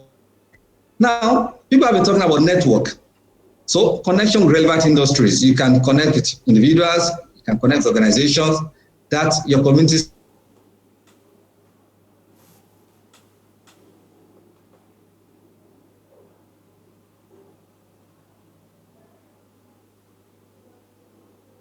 years in the community, and you've worked on projects, even freelance projects, and you volunteered for some organizations. You already have experience that you can showcase.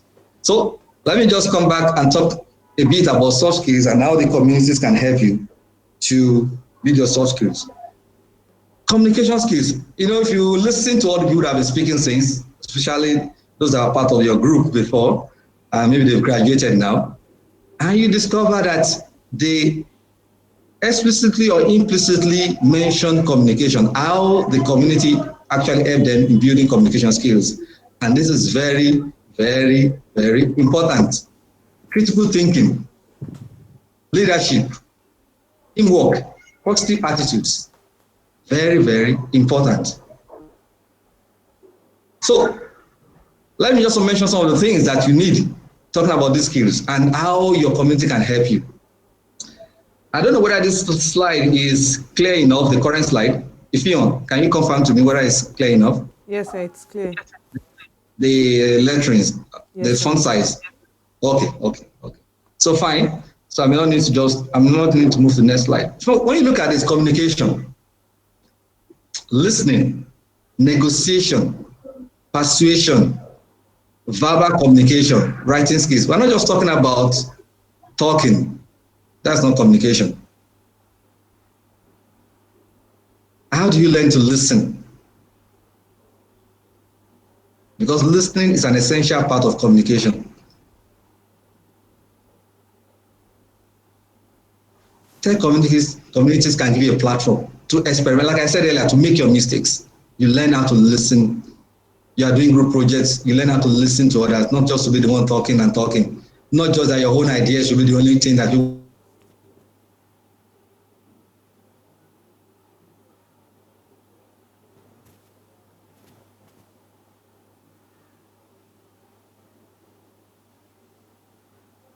as you're working in the group. So the reason why I'm bringing this up is to let you know that don't just go to those tech communities and say you are just there to learn how to code.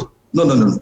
Try to see how you can shape all these soft skills during your period with them. Make those communities to be your labs, like I said, and try Conscious effort, you write it down that I want to be able to build all this within this. So you will have to do something deliberately because you want to test what you are building. You want to test whether you're actually improving your listening ability. You want to test whether you're improving your ability to negotiate, persuasion, verbal communication, your writing skills. People run away when they say write report. People run away when you say write report. But when you get out of the campus and you get a place where you're working, but even if you're having your own business, you have to write a lot of report. You write business proposals, several things you have to write. So, do you want to make your mistake when you're out? No, make your mistakes now. Build your writing skills as well within the communities. Volunteer to do some tough jobs. Don't always want to do the simple one. Volunteer to do some tough. So those are things that you can learn. So when you try to do those, you learn a lot of things and you get kind of,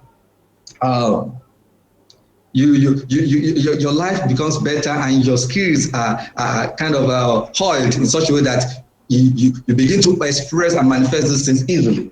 What about critical thinking, which is very key? We all know about it, that is key. All organizations today, they want to hire to talk about critical thinking. Tech communities on campus, on different schools can help you to build that. Your creativity, you have problems you are trying to solve. Flexibility, curiosity, problem solving. You can learn all this. When they bring problems, don't always look for the simple one. Go for the tough ones. And try to, where you start from something simple before you move it to something more difficult, more complex. All these things can help you. Leadership. I remember when I was talking to a prof, at the time, he was saying, the way to learn to be a leader is by becoming a campus leader. In any organization you belong to in campus, tech community. So don't expect that don't wait when you get out of the campus before you now become to learn how to be a leader. No. Tech communities on campus, one of the benefits you can have is you can practice leadership one way or the other. Conflict management, conflict resolution.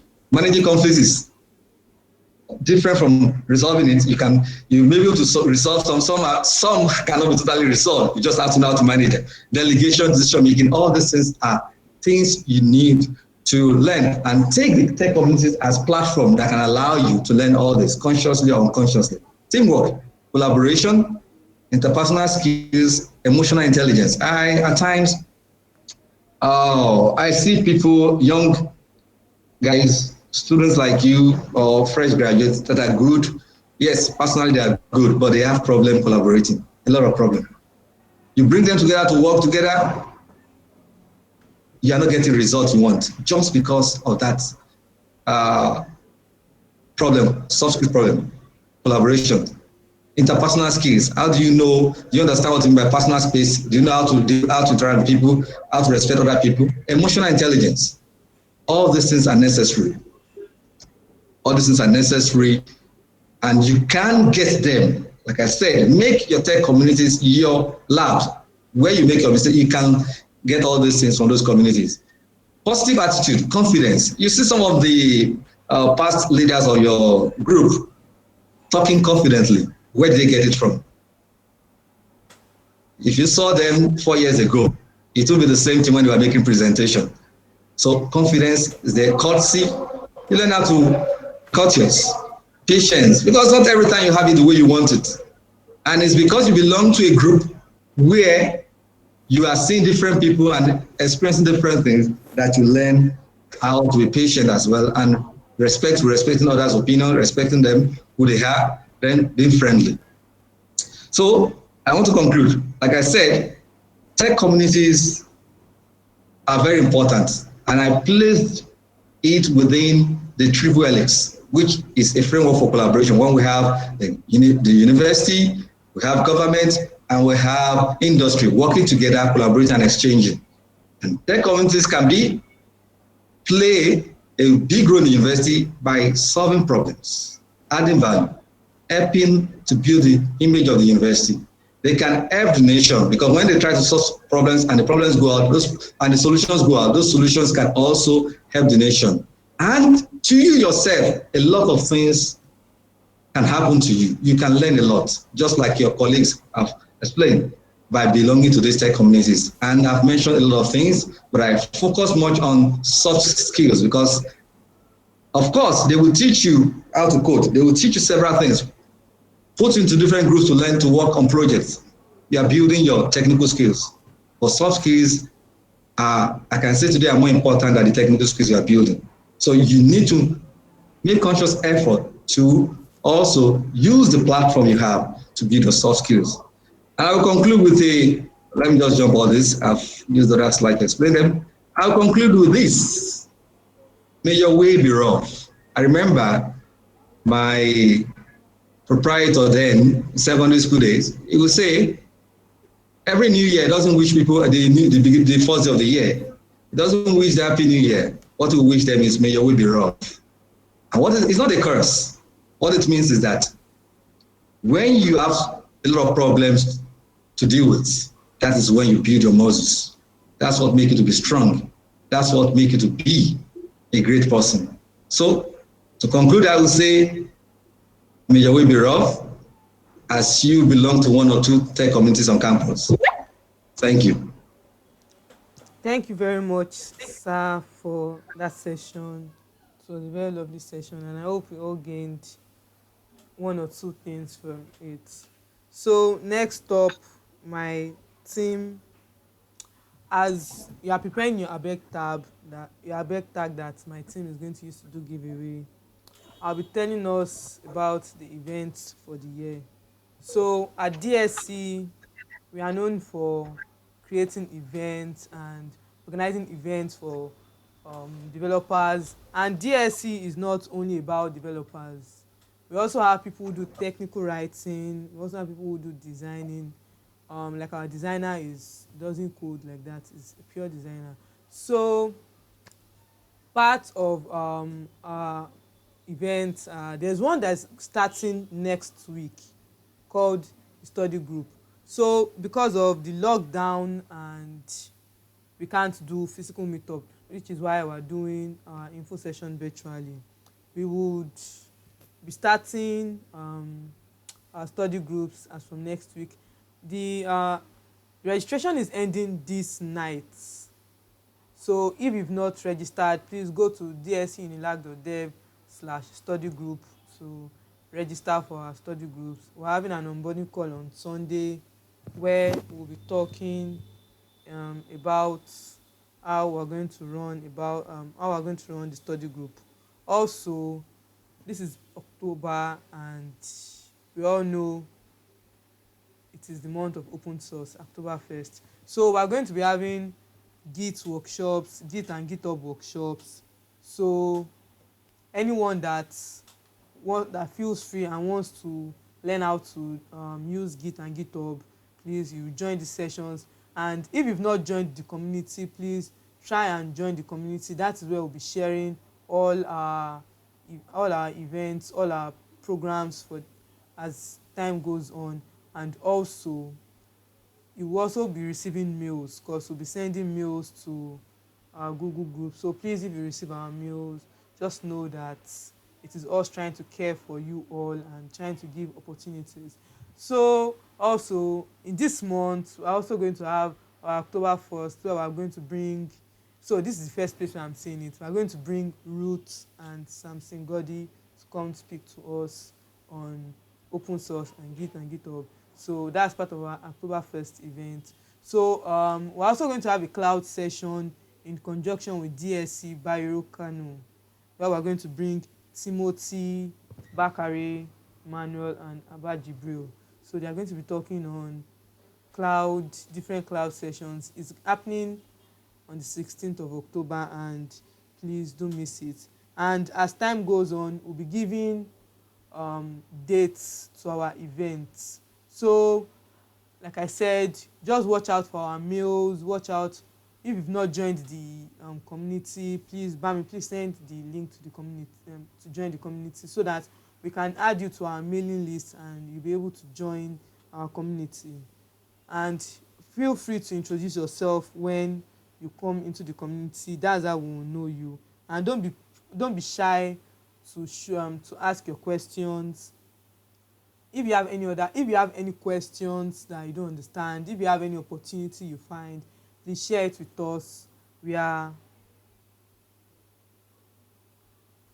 If you have any questions, please try to share it with us.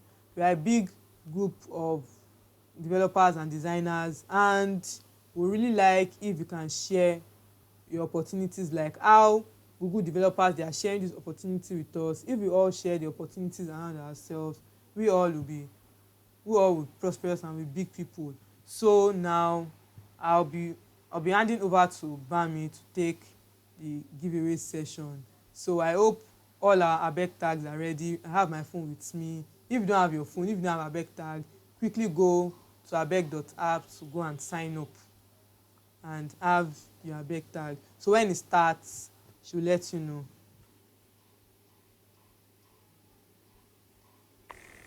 Hello, people. I am back again. Thank you for missing me.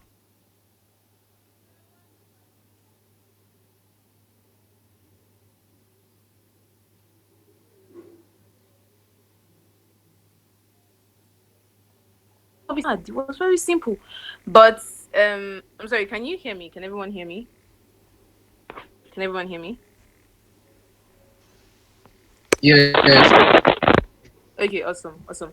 So we are going to have that first, and when we are done with that, we are going to randomly randomly send some money to some abeg tags. So please, if you are posting your tags now, calm down, calm down. I said We prepare would let abeg tag, not send. And please, if you win our giveaway from her, please on Twitter tag us and tag abeg underscore you app should tag too. us, and please be following us on Twitter, And follow us on Instagram, and Twitter. every other Thank social you. media. Please be a part of DSC Unilag. I sent the link earlier, so you could just join our group officially. So you would give me a minute. Thank you.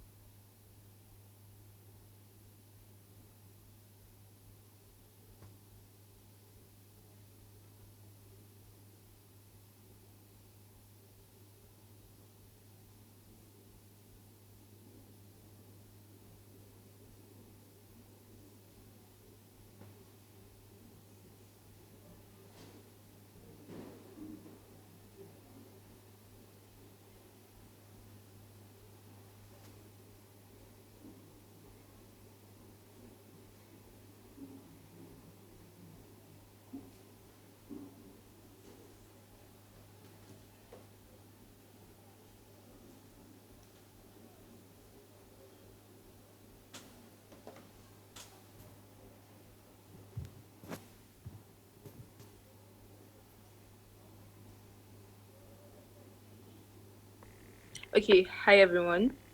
So, I just really wanted to ask one question. So, please, who can tell me the last quote that our last speaker dropped? The first person to get the answer Type it in is the comment the first person section. will And as you are give typing give it, please write your abeg tag close to it so that we'll know the write your correct beg that person the first and we person send I it. see. Okay, we have a winner, Idris A. Idris. Please send us your abeg tag. Thank you very much.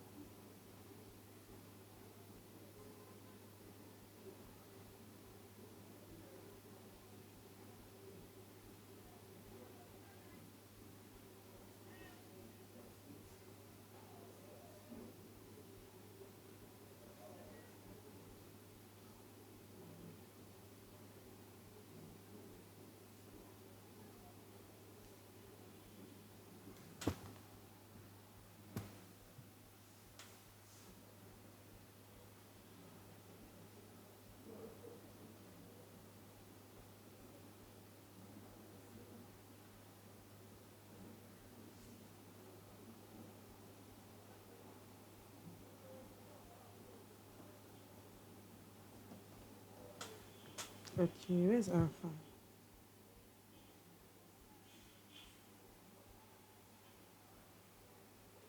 I think she has network issues. Let me see.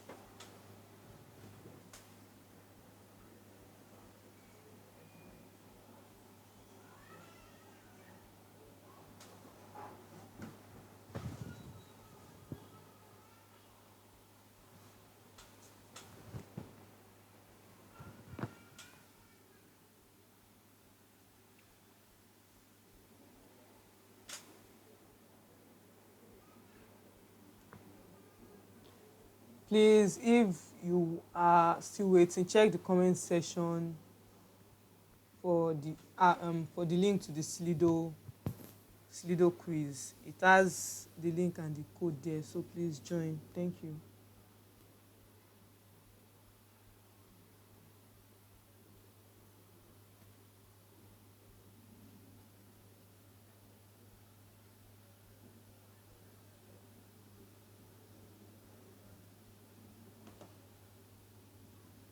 Hello. So far so good. We have 13 members.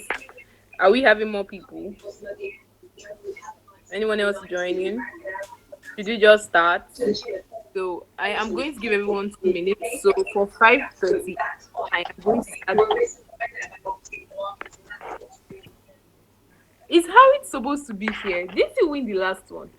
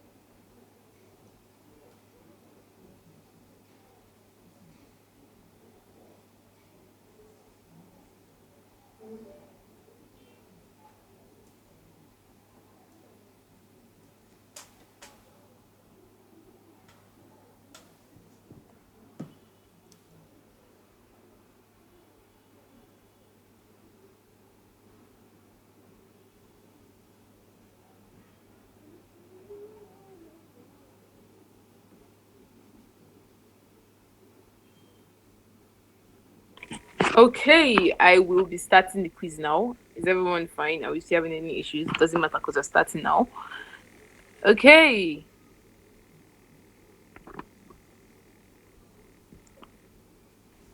So who gave the keynote speech?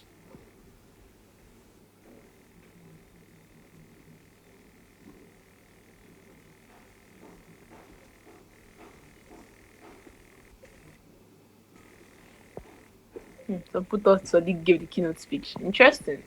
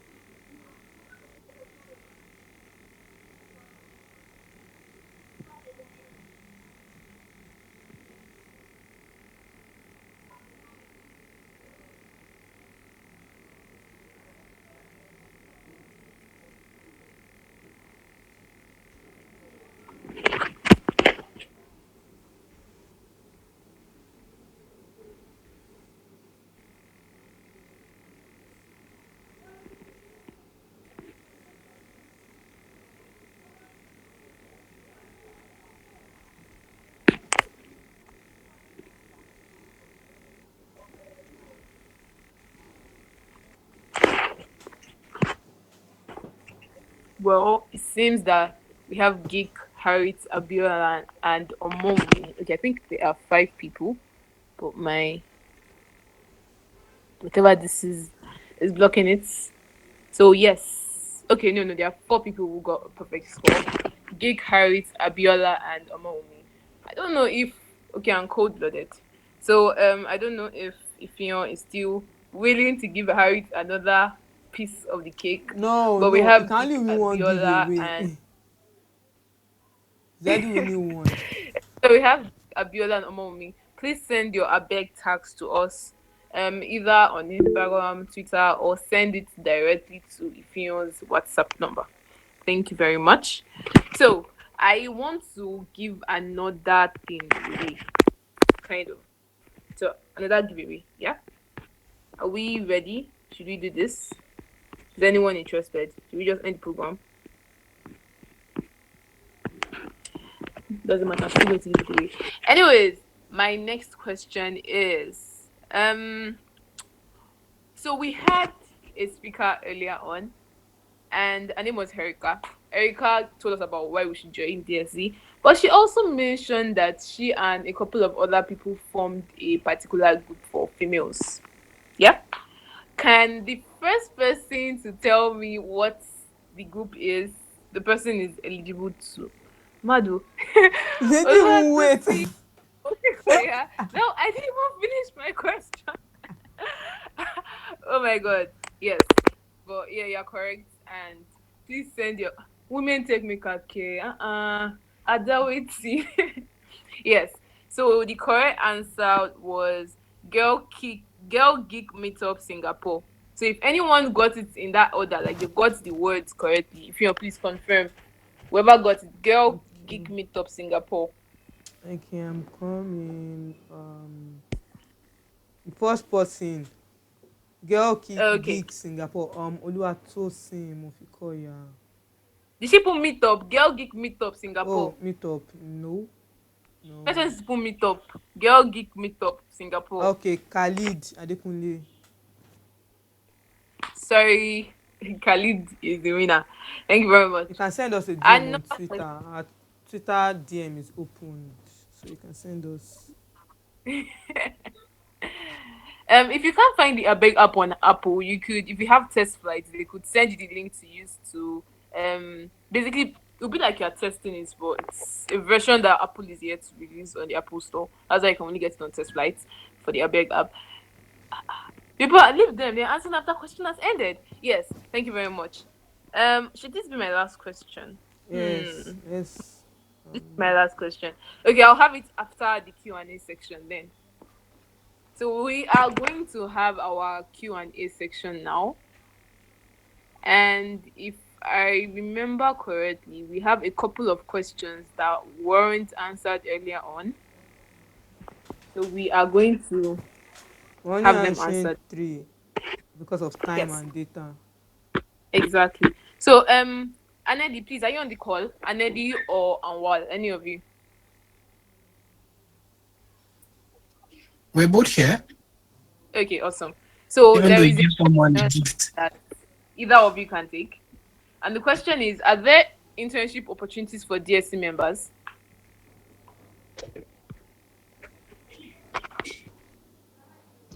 So anybody can take the question. So let's see if Andy is here. Else I could probably take the question.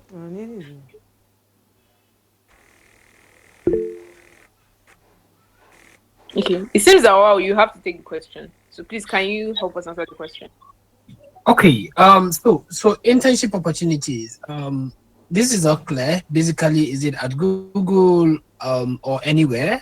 Basically, but at Google, one thing I do know is internship opportunities are open to everyone, including DSC members. Like whether it's software engineering or marketing internship. The one thing to probably clarify is we don't have technical internships in any of our offices in either here in Lagos or Nairobi or even in Johannesburg. So internship opportunities will be like open, definitely, but then the candidate has to look forward to going outside these 3 locations, right? I think beside this general internship, so we do have internship openings that come up, and then we do reach out to DSC leads to be like, hey, we have these people are looking for interns, and if you have a member of your community who is available to attend, they definitely can apply to join in. But yeah, we don't have internship opportunities for technical roles in Lagos office or Nairobi or Johannesburg. Awesome, awesome. I feel that should answer the question the person asked. So yes, the second one is for Ekene. It said, Ekene, hello Ekene, how did you land your current role? Ekene is not on the call again. Oh, Ekene is no longer on the call. Okay. So, Another question. Can non-tech students join the DSC communities without learning code like law students? So I feel we have actually sort of answered that question. But if you know, please answer. Okay, so the answer to that question is yes, you can join. We have technical writing, we have other things apart from coding that we can do. At the moment, I'm open to people reaching out to me to hold, if you want to hold a session or you want to hold a group, just come to me with your proposal, with what you have in mind, and we can talk things out for us to be able to hold those things apart from coding. So DSC is not only about coding in Unilag.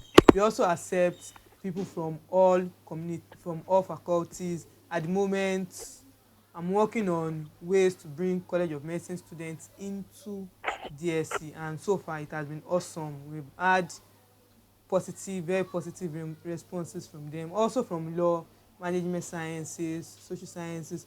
So you don't need to learn any code. All those people joining, they can join as technical writers. So you don't need to have any background of coding or anything. So you can join DSC without learning code. So I'll take awesome. The last. You can reach out to me on Twitter at @ifion_.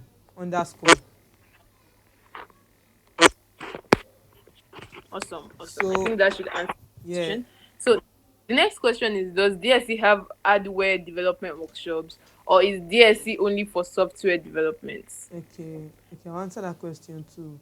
Like I said, if you have anything in mind that you want DSC to do, you can reach out to me with what you have in mind. We can talk things out, and I'll try to see if we can make it possible, if you can fix it into the plan for DSC. So if you have anything in mind, like for example, for the study group, there's cyber security, there's game development. I mean, this is like the fourth time we are doing it in DSC Unilag. So it's because people reached out to me, they gave me the curriculum, they gave me everything they wanted us to have, and then I looked at it, I gave my team, and me and my team looked at it and it looked okay. So definitely we put it in the study group. So if you have if you know of anybody doing hardware, or you yourself, you are doing things related to hardware development, you can reach out to me, like I said, and we can work things out. And you might also favor people in the community who are shy to come out and ask for things like that. So thank you very much. The next question is, can a DSC member join Gdg? Yes. I don't know. I feel, can Anwar answer that question? Yeah, Anwar should answer. Okay, I think I'm still here. So the simple answer is yes, yes, and yes. So a DSC member can definitely join Gdg. And then the one like fun fact about it is, out of the 200 DSC leads we currently have, some happen to be co-organizers of DSCs, co-organizers of Gdgs. We also are privileged to have people who are both core team members in DSC and Gdgs. So there's actually no reason why you shouldn't join a Gdg because you're a DSC member. Yes, DSC focus on students, and Gdgs are focused on professionals, but then everyone starts from a place, right? When you attend meetups, you definitely have people with experience and people who are starting, whether it's a Gdg or a DT event. So you can be part of the people who are starting, or you can even be a professional and also be a student. So you can join both GSCs and GDGs. Thank you. Thank you very much for that. The next question is for Geek Tutor. So, Geek, someone asked, Geek, what is your current? Hello, Geek, are you still on the call? Yes, still on the call. Okay. Geek, someone asked, what is your current income range? Monthly / yearly. So I think monthly or yearly and yearly. And yes, for everything like that, stage. I know.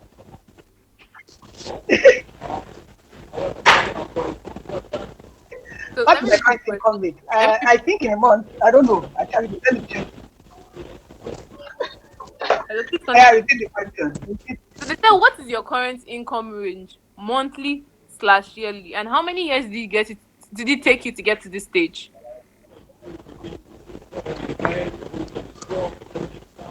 I'm 22 years. So it probably takes 22 years. Typically, I think last year I did about 7 million last year. I'm not sure. So something around that. I don't know for the year yet. So when we get to the end of the year, we'll find out. So what you're saying is, as at last year, your yearly is about 7 million naira or dollars or euros. I think the efforts today, the efforts last season, I think they have been magnificent. Dollars, I'll beg.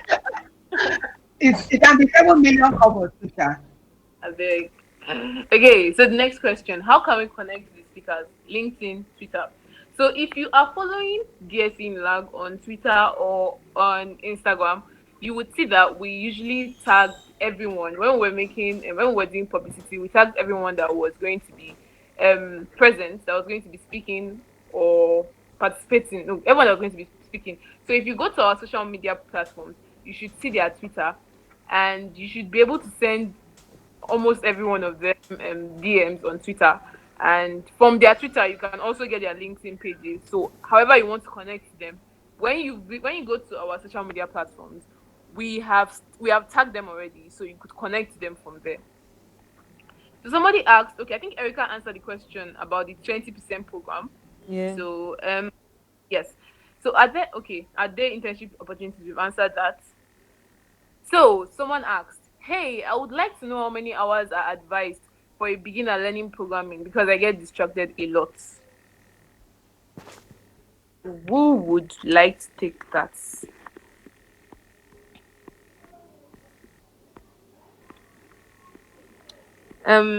Yeah, Hope, are you still on the call?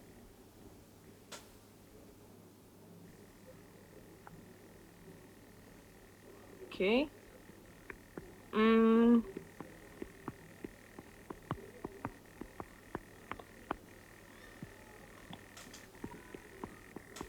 Geek, would you like to take that?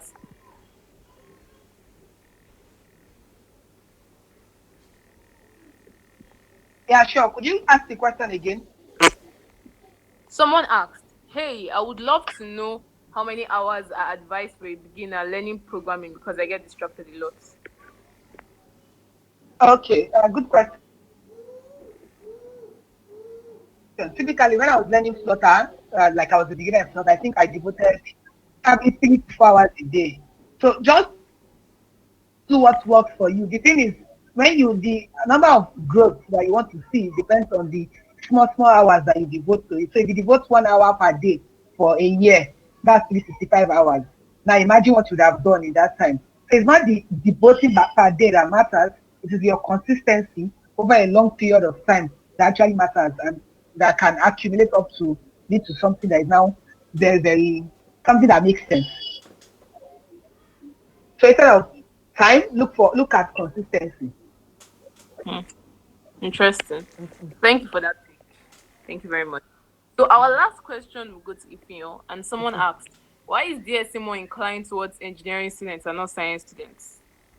Okay, so when DSC first started, I thought it was a science thing because the lead from the first lead was a science student, was a computer science student.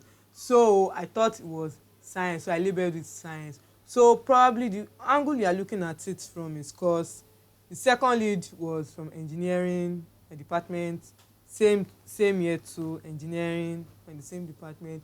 It is why I feel it's more inclined is because that is where bulk of the members are coming from. But when in Geek's tenure, he tried his best to open the branches of DSC to other faculties. That was when we did our first class in social sciences. We tried taking it to education, we tried taking it to law. So please don't feel DSC is more of an engineering or science club. Everyone is free to join. It's just because when starting DSC in Unilag, most of them were engineering and science students, but at the moment we have lots of people from other faculties. And personally in my team, when I was picking my team members, I made sure that I picked from all the faculties represented in Unilag. So we have people from management sciences, we have people from law, we have people from education. All of them are both in my core team and my tutors team.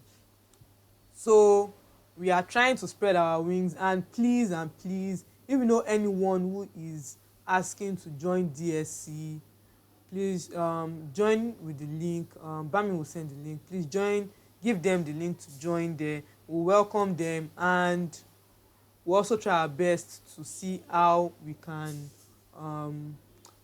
hold classes in the faculties if Corona allows us to meet again like before.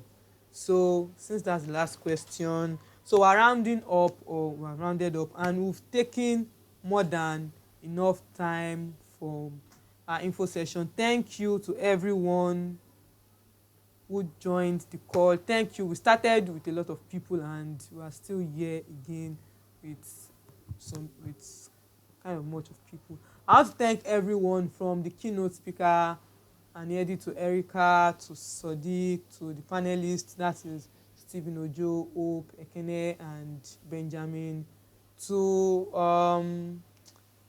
Dr. Odumiwa, and to my core team members for bringing up this session. When we're actually bringing it up, we actually wanted to just do something simple. What I had in mind was we should just do something simple, call someone to just come and talk. But then my core team members it proved that we could do big events like this, and we'll continue to bring events like this to DSC. And as COVID still allows us to do virtual events, we'll try our best to organize more virtual events for everyone. So once again, and also thank you all for joining, for spending your data on this call with us, and I hope you enjoyed yourself. Thank you till our next event. Thank you. Goodbye. Thank you very much for that, Ifeanyi. So the last giveaway we are going to do is everyone going up, or we should still do giveaway? Ma? Are we still doing giveaway, or everybody's going off? I'm on a call. Okay, let's do it. Okay, so my last question. I asked someone to answer a Google related question. Can you please give me that person's full name and what the person does at Google? Where the person works and what the person does. So the person's full name, what the person does, and where the person works.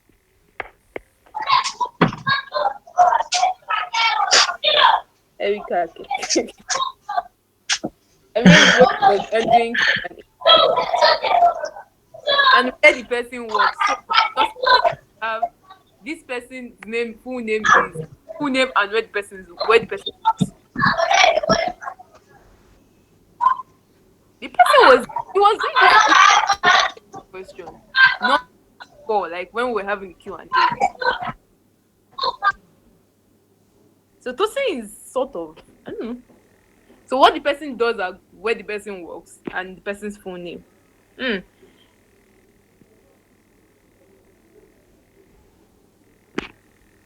Like nobody wants to win our giveaway, mad.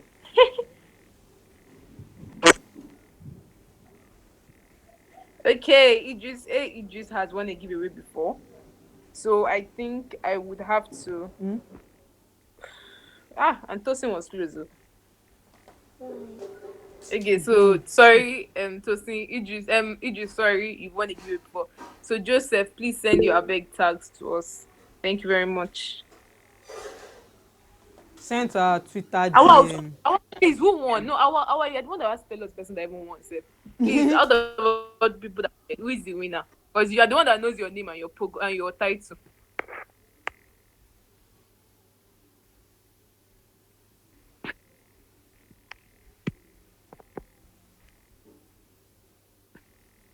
Okay, Awal is no longer here. So yeah, I should check for the winner properly. If you help me check for the winner properly, who is the winner properly? Okay. Let me see. So the winner to me is Idris, but Idris has won a giveaway before. Idris has won a giveaway. So the next person that was close to him was Joseph Olabisi. That was the person that got it. So send us Twitter DM. Thank you. Please send us a Thank you for spending time with us. So thank you all for joining. Goodbye.